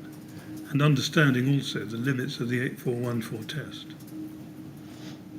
I suppose possibly, yeah. So I suppose, but. And by this time, you knew, because we talked about it earlier, that the BRE's position was that you couldn't extrapolate from the 8414 test that had been carried out into other types of constructions. You knew that, didn't you? We knew that they weren't going to give wide scopes of approval, yes. Yeah. Now, I just want to go to paragraph 33 of your witness statement again on page 10.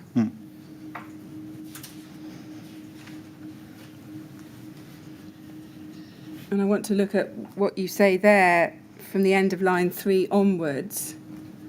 You say there, depending on the type of construction that the customer was proposing to use, we would either explain to customers that we had carried out a test in accordance with 8414 that indicated compliance with BR 135 for that same type of construction. Yeah. Or, if the type of construction was different, we would explain to customers that we only had a test result for an alternative type of construction. Do you see that there? Yeah. Now, based on the letter we've just looked at, that's not right, is it? But the letter wasn't sent in isolation. It was sent with the test report, which detailed the construction we tested. We sent the test report with the letter. So we're sort of taking it out of context. You're taking it away from the other information that was sent with it. Well, you're assuming that the test report was sent with the letter. But it says in the letter at the bottom. Well, let's just focus on the terms of the letter itself. You're not in that letter, are you, explaining to customers that we only had a test result for an alternative type of construction? You're not saying in that letter you're proposing to use terracotta or a Lucabond or another metal system. We have only tested with a cement particle board or a fibre cement board back in 2005, Part 1. You're not saying that, are you? Well, the existing spec that they've written there is the existing spec using an alternative insulation. So that's not the spec with our product.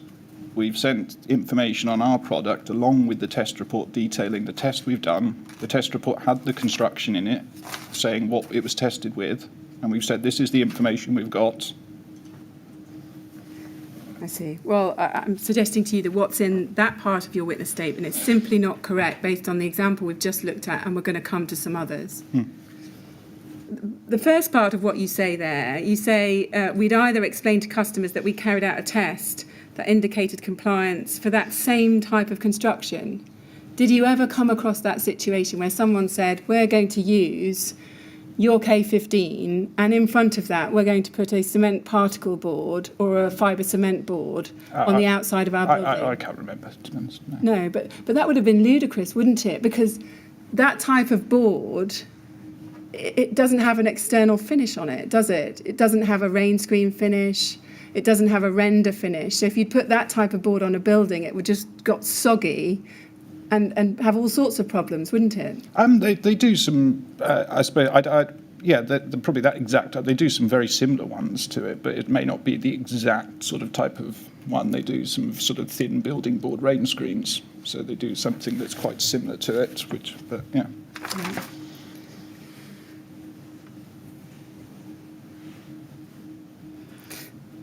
This morning, you were seeking to distinguish between what Kingspan had said in some of its certificates and what was said on a project-by-project basis. Would you agree with me, though, that when we look at what you're saying on a project-by-project basis, you are invariably, in fact always, recommending K15 again and again and again on tall buildings?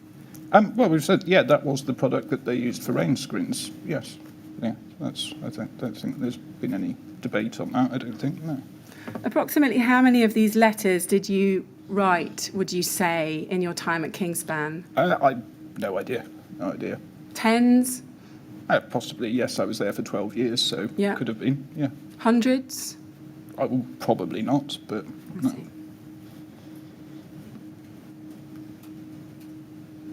Did anyone check the letters of suitability that you drafted for K15? Yes.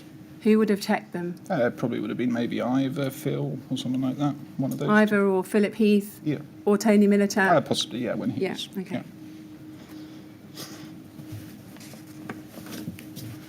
Now, if we can go back to if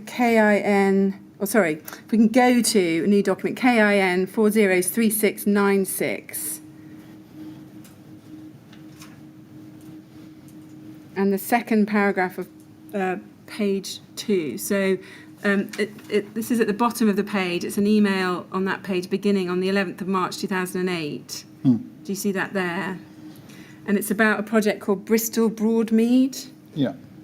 And Ivor says to you, please do not email the report if you can help. Yeah. And I should have noted as well in the subject, it's for Cooltherm K15 use on projects above 18 metres in height, Bristol Broadmead. Yeah. And he says, please do not email the report if you can help. Instead, ring up directory inquiries or speak to roofing sales and get hold of their main office fax number. Yeah. Then ring, and if we can go over the page, the chap up and tell them you had to fax it. And he's talking about how you can get it to them in the first part of that paragraph. And then he says to you, if this report gets into the wrong hands, we could lose a lot of work and also make these sorts of jobs a lot more difficult for us to justify phenolic foam's use. That means a lot more and longer letters, ! Richardson Roofing cannot always be trusted. Do they do many facades? Yeah.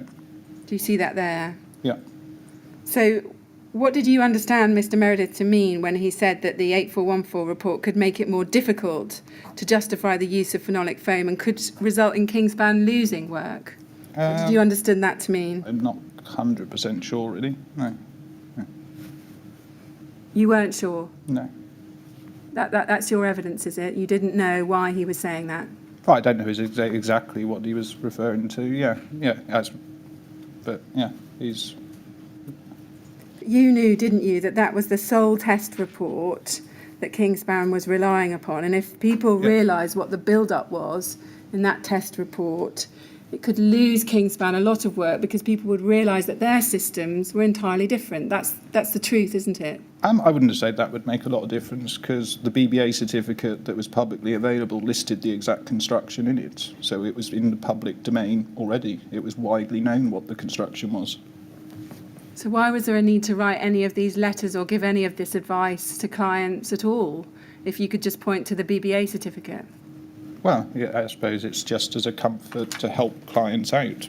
We're just sending information. It's a supporting letter just to, advise what information you're providing and just tie all the different bits together and list what they refer to and things like that. Can we then look at the final paragraph of this email there on the page? And he says, while on the subject of fire, Phil has said we should watch what we say to the BDMs. Is that the... What BDMs refer to? Business Development Manager, I would think that refers to. He says, I don't know what it was that was said, but I suggest we be over-cautious with what we say to them from now on. I just say that things are delayed and not what we are having trouble getting a result on. In the meantime, I will try and find out what exactly we can and can't tell the business development managers. Do you see that there? Yeah. Now, what did you understand that to mean? He's telling you to say things are delayed and not what we are having trouble getting a result on. I don't remember exactly. It could have been that maybe they'd given a time scale on some additional testing or something. Which possibly then we may not have been able to follow through with or something like that. I don't know exactly, but maybe something along those lines. But this email, we know, is in the context of the use of K15 on buildings over 18 metres. Yeah. I suggest to you it's very clear, and you would have understood it this way at the time, that what he's saying is that you're having trouble getting a result, i.e. getting an 8414 test result that you can rely on for these other projects. That's right, isn't it? They may have had some problems with different construction types, yes. Yeah. And it suggests here that the business development teams within Kingspan shouldn't be told about that. Do you agree? Is that how you understood it? I didn't know specifically saying about what results. I don't know. I don't know if it was that or if it was to do with timescales or when tests were being done. Or it sort of says about not sort of going into all the details with him about the programmes coming up. Yeah. It's clearly not about timescales, is it? It's about we're having trouble getting a result. Well, yeah, but that would assume possibly that they'd got some tests planned and it hadn't gone to plan. So perhaps someone had told them we're doing a test and they'd promised a result to a customer and then they couldn't provide it because the test. So you'd have to wait for them to do another test or something which might have delayed a project. Perhaps I'm speculating because I don't know the specifics of this project offhand. Yeah. Right. Was it the normal practice of Kingspan's technical teams to hide information from other teams within the business? They wouldn't always tell the sales department all of the upcoming tests because they might have promised things to customers before the tests have been done and results were achieved, which then, you look a bit silly if you promise something and then can't provide it. So you're better off not to promise it and then just give it, if you have it, then you can provide it at a later date, but rather than saying you're going to get something and then delay them. Paragraph 3 there, one paragraph up from what we were just reading, it says, also, I've noted below in your text the use of the term third-party accreditation when referring to the BS 8414 data. I would be very cautious when using this term as I don't think it will wash with the BRE. What did you understand him to mean by that? He misunderstood something because there's something in another email about this. The third-party accreditation with the BRE is in relation to an off-site system report that they've been sent. It's not to do with the 8414 testing. Well, that's certainly not how this email chain reads, because if you look at the email below, you're saying this client has requested details of the BR135 info, and you're talking about the 8414 report. Yeah, but I think they've been sent, there's a Kingspan off-site system BRE approval. which covered metal frame rain screen systems. Yes, we've looked at that document. That makes no reference to BR 135 or No, 8414. it's not related to BS 8414. No, it's not, is it? No, Ivor assumed it because it saw the BRE and accreditation, had sort of assumed that, but that wasn't the case. He got the wrong end of the stick about something. I see. But isn't it right that the way you would have understood it at the time is that he's saying be very careful about using that BR 135 term in relation to 8414 because you didn't have a BR 135 classification report from the BRE? Yes, that's right. Yeah, so he's saying you can't claim you've got one when we haven't got one. No, Yeah. exactly. If we look at your response to Ivor Meredith, your response is halfway down page 1 of this document in an email that you send on the 11th of March at 9:33. You say there, with regards to the third-party accreditation statement, this is referring to the BRE accreditation, the off-site facade. Do you see that there? Yeah, so that's the And the letter document from I the was BRE. referring to. Yeah. And then you say, so we shouldn't have to worry about the BRE causing problems because we are claiming BRE 135 accreditation without paying for it. Do you see that there? Yeah. But what I'm suggesting to you is there was no reference to BR 135 or 8414 in that Kingspan off-site document at all. No, because so we're not claiming that the BRE document I referred to in the email was a different document. It was nothing to do with 8414. That's what I'm saying. We're not making any claims of that type, so there's no problem. Sorry. Well, but we know that you do regularly refer to the BR 135 assessment, don't you, in your emails? We've said that if you assess the results against BRE 135, but we've never claimed that the BRE did an assessment for us. Let's look at some more technical advice you gave after you became a senior technical advisor, once you were promoted. So you, as we discussed earlier in your evidence, in around 2006, 2007, you were promoted to a senior technical advisor role. And you tell us that you didn't then spend as much time on the phone speaking with contractors and architects, but you instead focused on assisting other less experienced technical advisors. That's right, isn't it? Yes. Yeah, that would have been some of the role, yeah. Yeah. And part of that assistance you gave to less experienced technical advisors was by going through specific customer inquiries and referring them to relevant sources of information and applicable regulations, yes? Yeah, that would have been some of it, yeah. And we discussed it earlier, but just to clarify, you were responsible for around 16 employees at that time, weren't you? I wasn't directly, no, that was to do with the BBA calculation competency scheme, which is to do with U-value calculations. I see. So how many less experienced technical advisors were you now responsible for assisting in this new role as senior technical advisor? I didn't have a direct managerial responsibility for any of them, but there was 2 teams of 4 in the office who would have, and some of those I would have assisted as and when they needed it. I see. Let's look at some more advice you gave. If we can go, this is a project called City Lofts in Sheffield. If we can go to KIN 409042.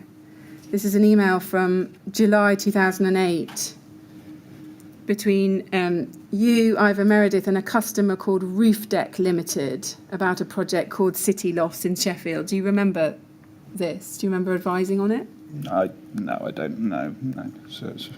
If we can go to page 2, to an email dated the 17th of July 2008 at 16:09. Do you see there? So Richard Kirsch Maskill has sent an email to Anthony Makin about City Lofts in Sheffield, U-value condensation risk analysis calculations for Kingspan K15 rain screen insulation. Do you see that there? And he says, we are proposing to use your K15 insulation on a project we have secured in Sheffield, approximately 3,000 square metres. However, we have received negative comments from Wintech, the client's representative. Could you please digest and comment as appropriate? And then you're told this, that the spec is as follows: 400mm thick concrete shear wall, K15 insulation, and then terracotta fixed to helping hand brackets. Do you see that there? Yeah. And then if we go up to the bottom of page 1, this email is then forwarded to you on the 28th of July 2008 at midday from Anthony Makin. Yeah. And he says to you, can you do this one urgently, please? Respond rich and copy to all. Do you see that there? What would respond rich mean? Can you help us? No, I don't know on that. Might have been he'd meant to send it to Richard Bromwich. Perhaps he was another one of the BDMs. I don't know. But I see. Yeah. And then if we go to your response, which is the next email up on page 1, sent to the client at 16:43 on the 28th of July 08, you see to Anthony Makin and Richard at roofdeck.com. Maybe it was actually to Rich, actually, at Roofdeck. That's probably why it says respond to Rich. Do you see that there? He's one of the recipients of this email. Can you see that? It's Anthony Makin and Richard at roofdeck.com that you send this to. yeah, And then you say, in the first couple of lines, you say, my colleague, Mr. Ivor Meredith, was supposed to be meeting Steve Lee, Stewart's College, last Monday at their offices in Wensfield, but unfortunately Steve had to cancel at the last minute, but it's hoped this will be rescheduled for this Thursday. Do you see that there? yeah, So a meeting, I think, between Wintec and Mr. Meredith. And then you say, line 3 onwards, you say the intention of the above-mentioned meeting is to present Kingspan Insulation's test data relating to cool therm K15 in high-rise rain screen facades. One of the tests we intend to present to Wintec is to BS8414 Part 1 and details cool therm K15 fixed onto a non-combustible substrate. yeah, So you don't say masonry, do you? With a non-combustible rain screen cladding. yeah, So you don't say cement particle board, fibre cement board, do you, there? Yeah. And then he says the construction was successfully tested to BS8414 Part 1, thus it met the criteria of BR135.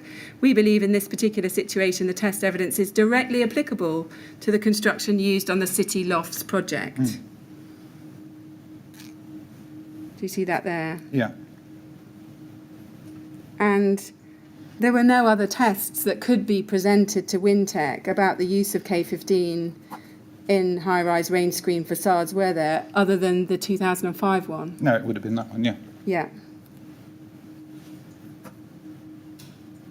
And in this email, you're clearly indicating that the results are directly applicable to a system using a terracotta rain screen. Well, it's the Part 1, which would be the right type of test onto the type of substrate they've indicated. There is that slight difference, yeah. But we're referring to the fact, again, that we're going to give them the test report with the full construction and show them the results. With respect, Mr. Mills, it's not a slight difference, is it? A terracotta rain screen exterior is entirely different to a cement particle fibre cement board, isn't it? On that, it's not the same type of rain screen, no. No. But again, the approved document B is not the only method of compliance with the building regulations. There are other methods as well. So there is possible other routes they may have followed on the project. Yes, but so we sent the information, the test data we had, which showed the full construction, and then they had to make a choice on how they proceeded. But what we're seeking to understand is how you can go so far as to say that you believe in this particular situation the test evidence is directly applicable when you also say you knew that a BS8414 test was a system test, and unless you exactly replicate the system, it's not applicable, is it? Well, it's the specific test for that sort of type of construction with a masonry substrate. Yeah. I'm not going to repeat myself. The external cladding surface is entirely different, wasn't it?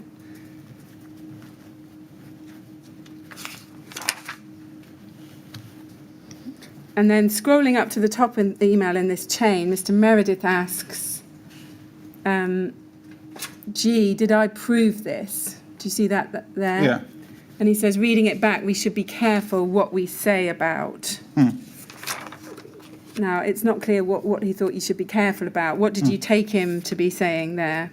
What should you have been careful what you said about it? I don't know, and I'm not sure. I suggest to you that you fully understood at the time that what he meant is be careful about referring to that 8414 test and the specifics of it, because it's obviously not the same construction as what they were proposing on their building. Yeah, but we're talking about we're going to give them the report with the construction in it. We're not deceiving anything from them. We're saying about we're going to give them a copy of the report, which has the tested construction in it. We're not hiding what we tested. But I would suggest you are deceiving them, because you know full well that that test isn't representative of other cladding systems. You've been told that by the BRE. You've said you understand that. And yet you're going out on projects like this and you are saying that K15 is appropriate for use, despite that.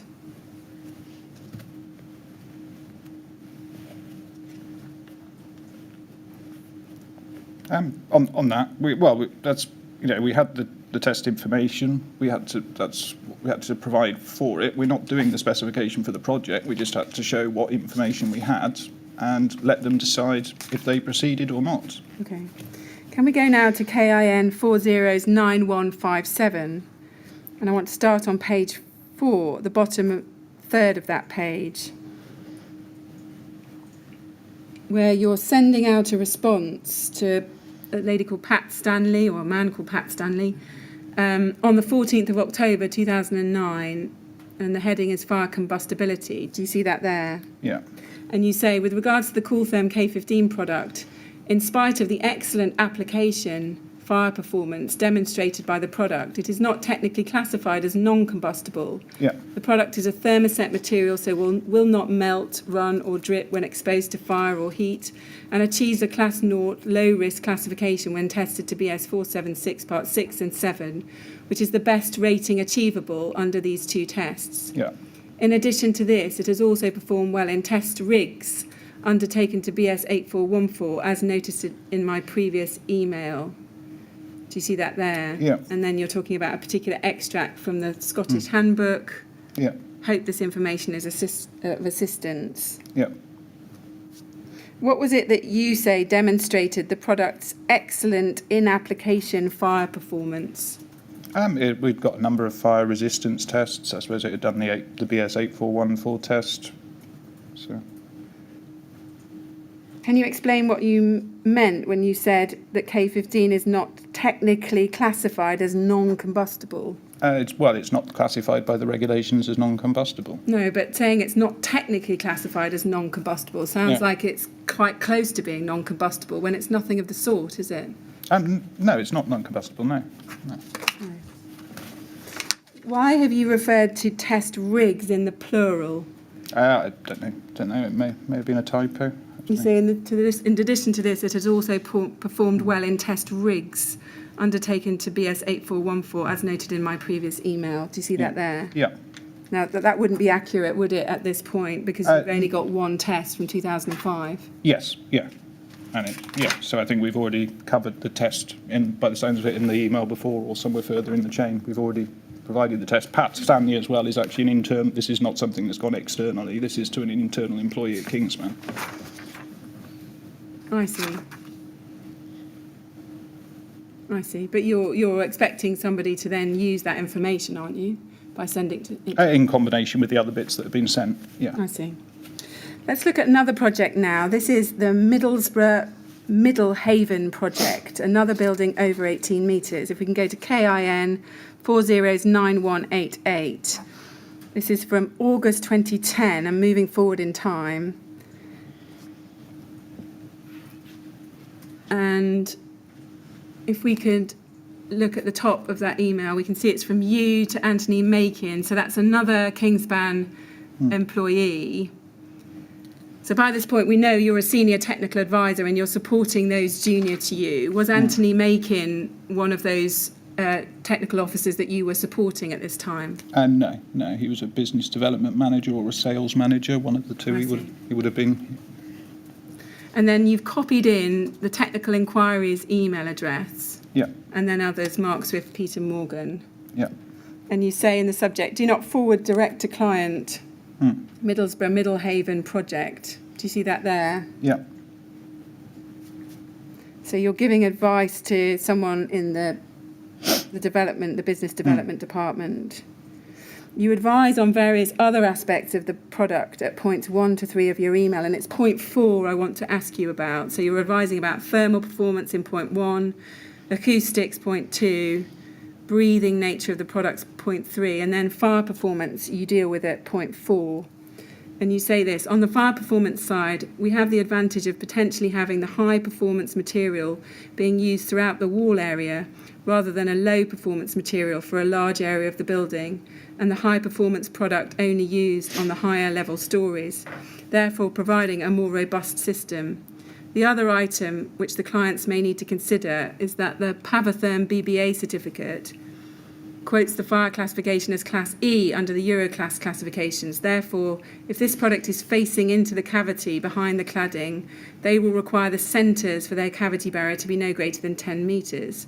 Whereas with K15 being Class 0 in accordance with BS 476 Parts 6 and 7, the cavity barrier centres can potentially be installed at the maximum separation of 20 metres. They may potentially require double the quantity of cavity barriers.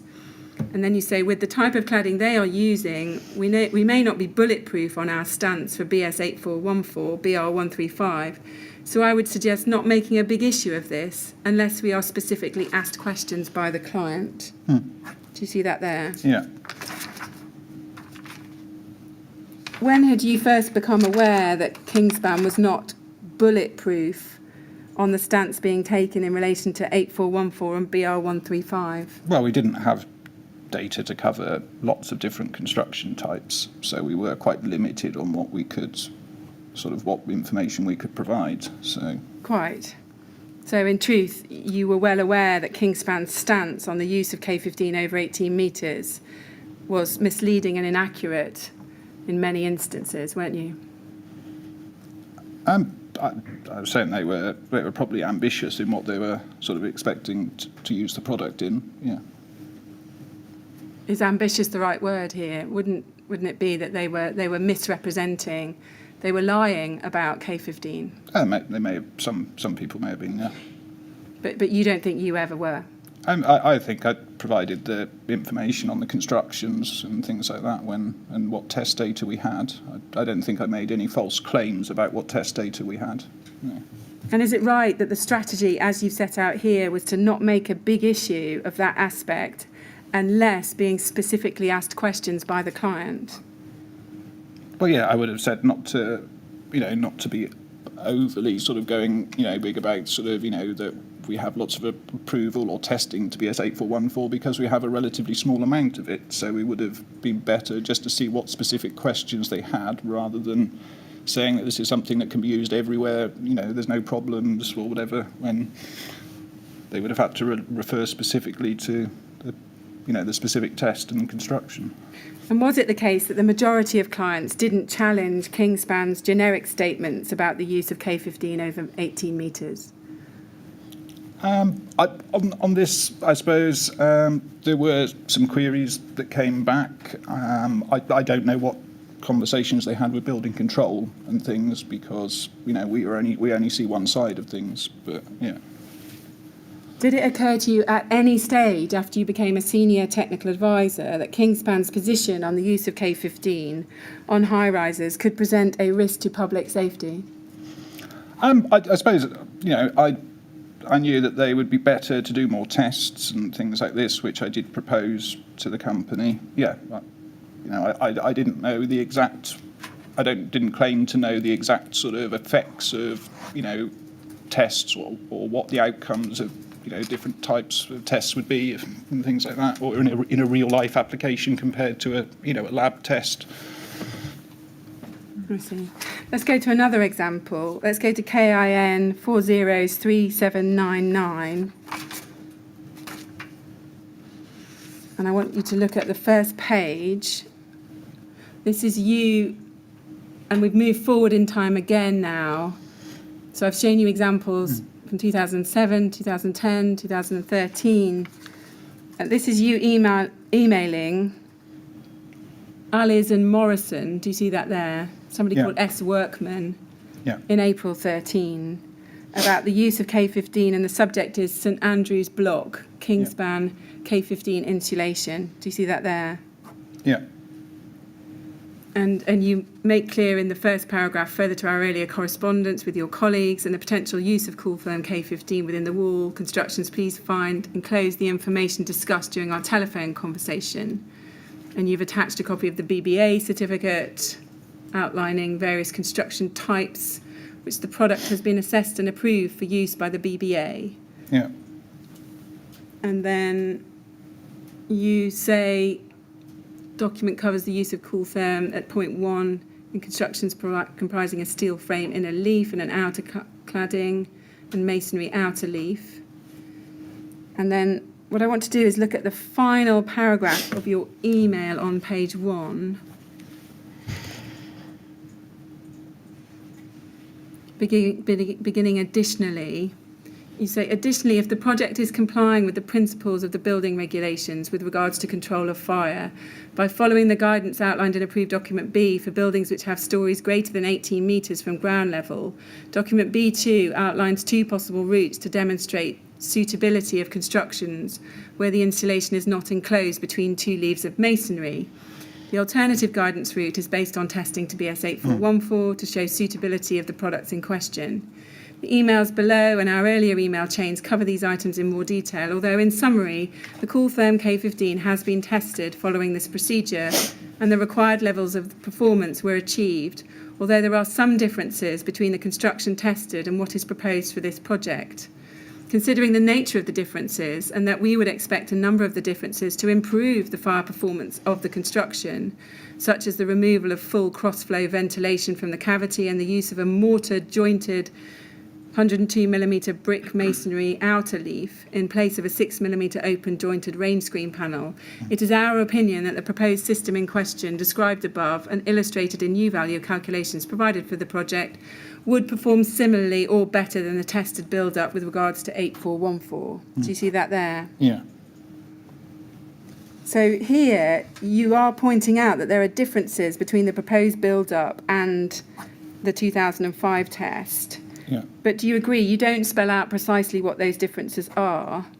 We have listed the construction we tested in there. And we've included the BBA certificate as well, which has got the full construction in it attached to the email. Yes, but that often refers to just a non-combustible substrate or a non-combustible outer leaf. You go on in this email and you're giving an assessment of those differences, and you're saying that you conclude that the proposed build-up for that project would perform similarly or better, yes?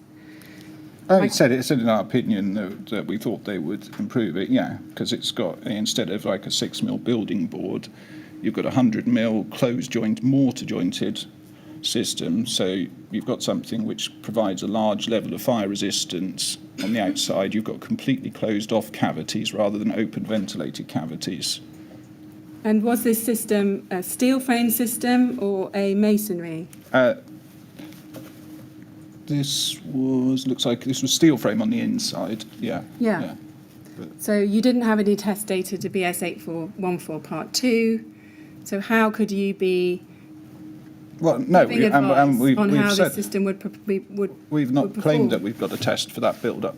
We've said what we've tested, and we've said that it's different from his build-up.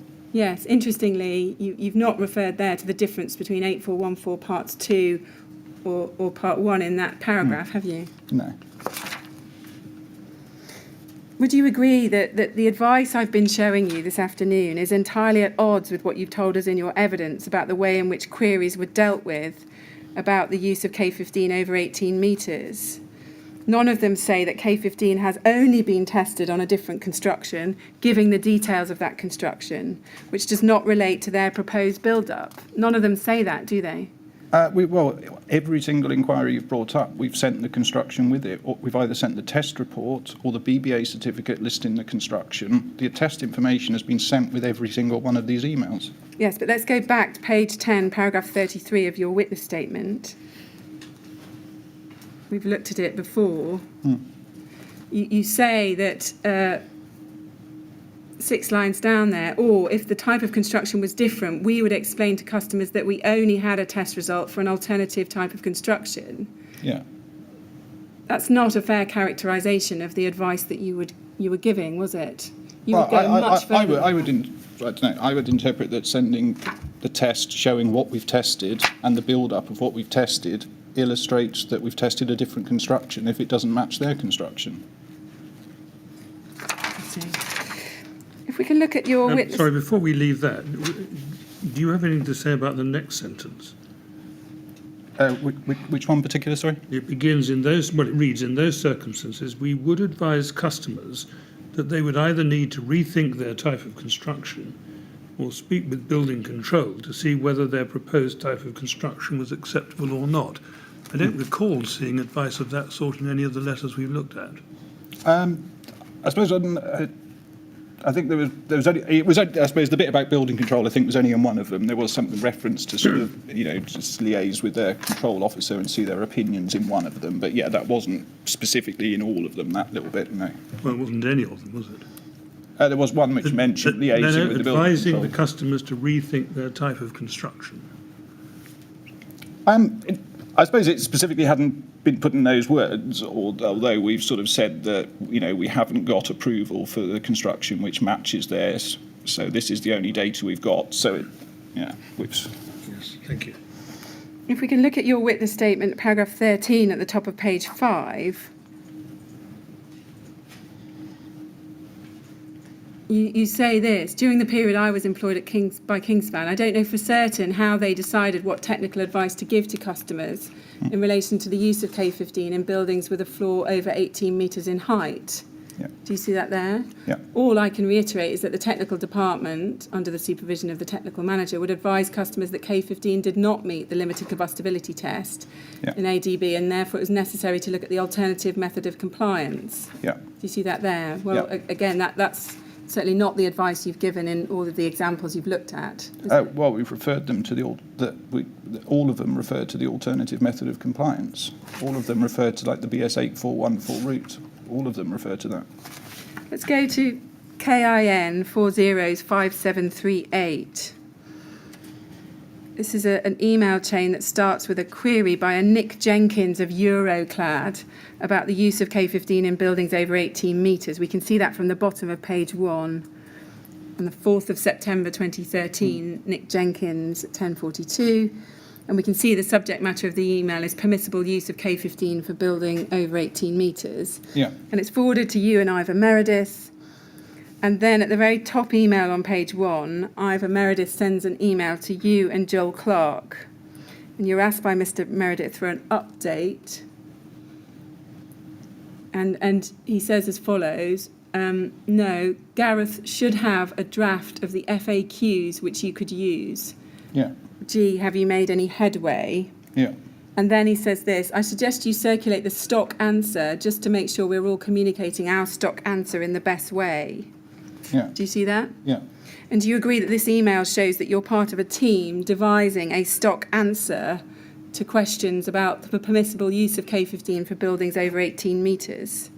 I would potentially, it looks like there was a project there to write up some common bits, based on standard answers we were providing out of the department. Yeah, I wouldn't necessarily have been producing the sort of stock answer myself, but I would have been sort of putting those into a single document. Yeah. I see. Let's go now to KIN 409542. And this is the last email chain that I need to take you to. And second email down is an email chain between you, Ivor Meredith, and Joel Clark. And the email subject is K15 FAQs for review. Do you see that there at the top of the page? Yeah. And in this email sent by Joel Clark to you and Mr. Meredith, there are proposed answers to draft frequently asked questions, FAQs, at the top of the email. Joel Clark says, answers in red below assume the building has habitable stories above 18 metres in height unless stated otherwise. Do you see that there? Yeah. Did you have a hand in drafting these FAQs? I'm not sure. You're not sure? No. So, contrary to what you said in your witness statement, where you said you don't know for certain how you decided what technical advice to give, you actually had FAQs that were drafted, didn't you? Yes, but they're just using sort of that's sort of common questions that have previously been answered. That's just putting them together in one. They're already common answers. So it's not sort of producing the answers, it's sort of just collating common questions and putting them all in one group together as... If we look in the second paragraph, starting at Roman 4, do you see that there at the top of that page? In black it says, do we have test data or suitable assessments to demonstrate compliance for their proposed construction? Yeah. And then the suggested answer is this: Cooltherm K15 and Cooltherm K5 have been tested to BS 8414 Part 1, and when assessed in accordance with BR 135 are acceptable for use in buildings over 18 metres in height. Successful testing to BS 8414 means that the products can be used in areas normally limited to non-combustible and limited combustibility products. Yeah. And just pausing there on that line, that's thoroughly misleading and inaccurate, isn't it, to state that successful testing to 8414 means that the products can be used in areas normally limited to non-combustible and limited combustibility products. Yeah. This is a draft sort of internal document. This is not the finished version which has been sent to a customer. So this is something in process of being written. I see. But you accept that that's thoroughly misleading, isn't it? It's not the whole picture in there, no. Well, you can't take a product that's been in a system test and then say, well, that product can be used in areas where you would normally use non-combustible or limited combustibility products, can you? No, they would need to refer to the construction or something, yeah, that it's been tested in there to give a fuller sort of answer, yeah. And then in the fourth paragraph of this email, in red, there's, if you go down, there's a heading, or it starts in brackets with extra question from JC for clarity. Do you see that there? Yeah. And there's the question, but my construction is different from the one you tested. And then you're coming up with proposed FAQs, which reads, our testing has demonstrated that Cooltherm K15 is suitable for use as a component in a compliance system. The overall performance of the assembly will depend on the suitability of all the components used. Do you see that there? Yeah. Are you prepared to accept now that Kingspan's one test to 8414 from 2005 demonstrated no such thing? Well, it doesn't show that it can be used in all types of construction, no. I don't think we've claimed it has. Well, you say our testing has demonstrated that K15 is suitable for use as a component in compliance system. Yeah, this is an internal draft of a document in production. It's not something that's sort of a finished document or piece of literature that's being sent to customers. This is an in-process document, this is. And then the fifth paragraph in red, there's some italics in red that read, final throw of the dice for when all else fails. And then it says, if required, Kingspan can assist in gaining a third-party assessment of the proposed construction. Do you see that there? Yeah. And what did you understand final throw of the dice to mean there?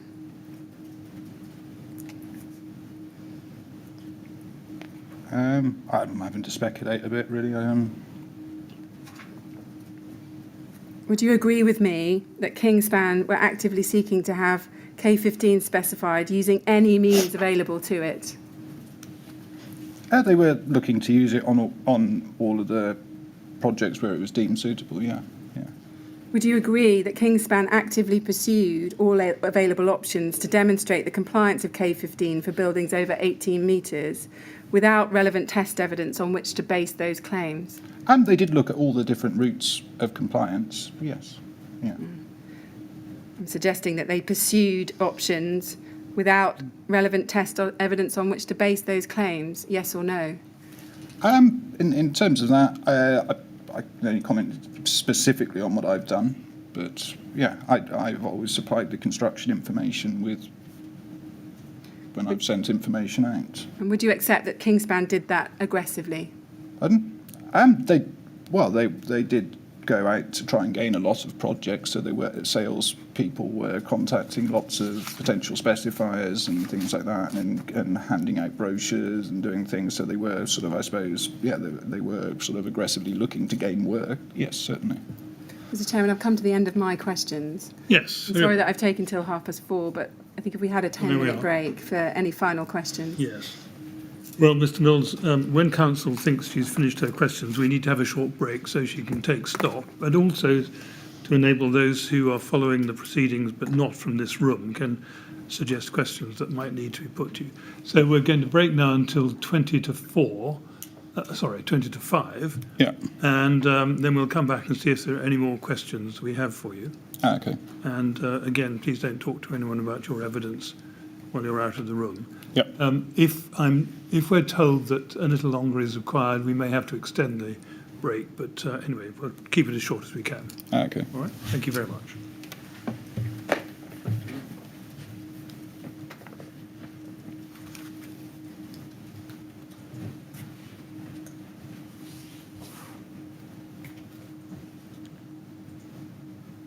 Strange, I'm going to say 20 to 5, but Yes. as usual, if you need more time, Thank you very better much. come and tell us. Thanks. Thank you.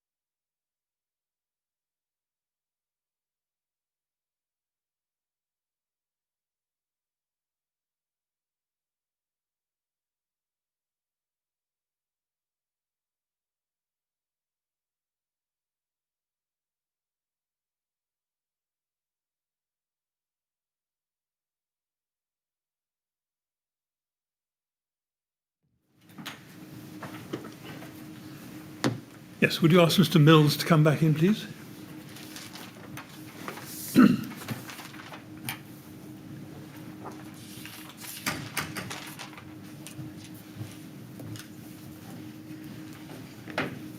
Right, Mr. Mills, well, we'll see if there are any more questions for you. Ms. Grange, do you have any more questions? No further questions, Oh, thank well, you. there are. So it just goes to say thank you very much, Mr. Mills, for coming today to assist us with our inquiries. Thank you. Yes, well, I would add my thanks on behalf of the panel, Mr. Mills. Thank you for coming, spend the day here answering our questions. It's been very useful to hear from you. Okay, cheers. Thank you very much. Right, Yep. well, now you're free to go, so would you like to go with the usher? Okay. Thank you.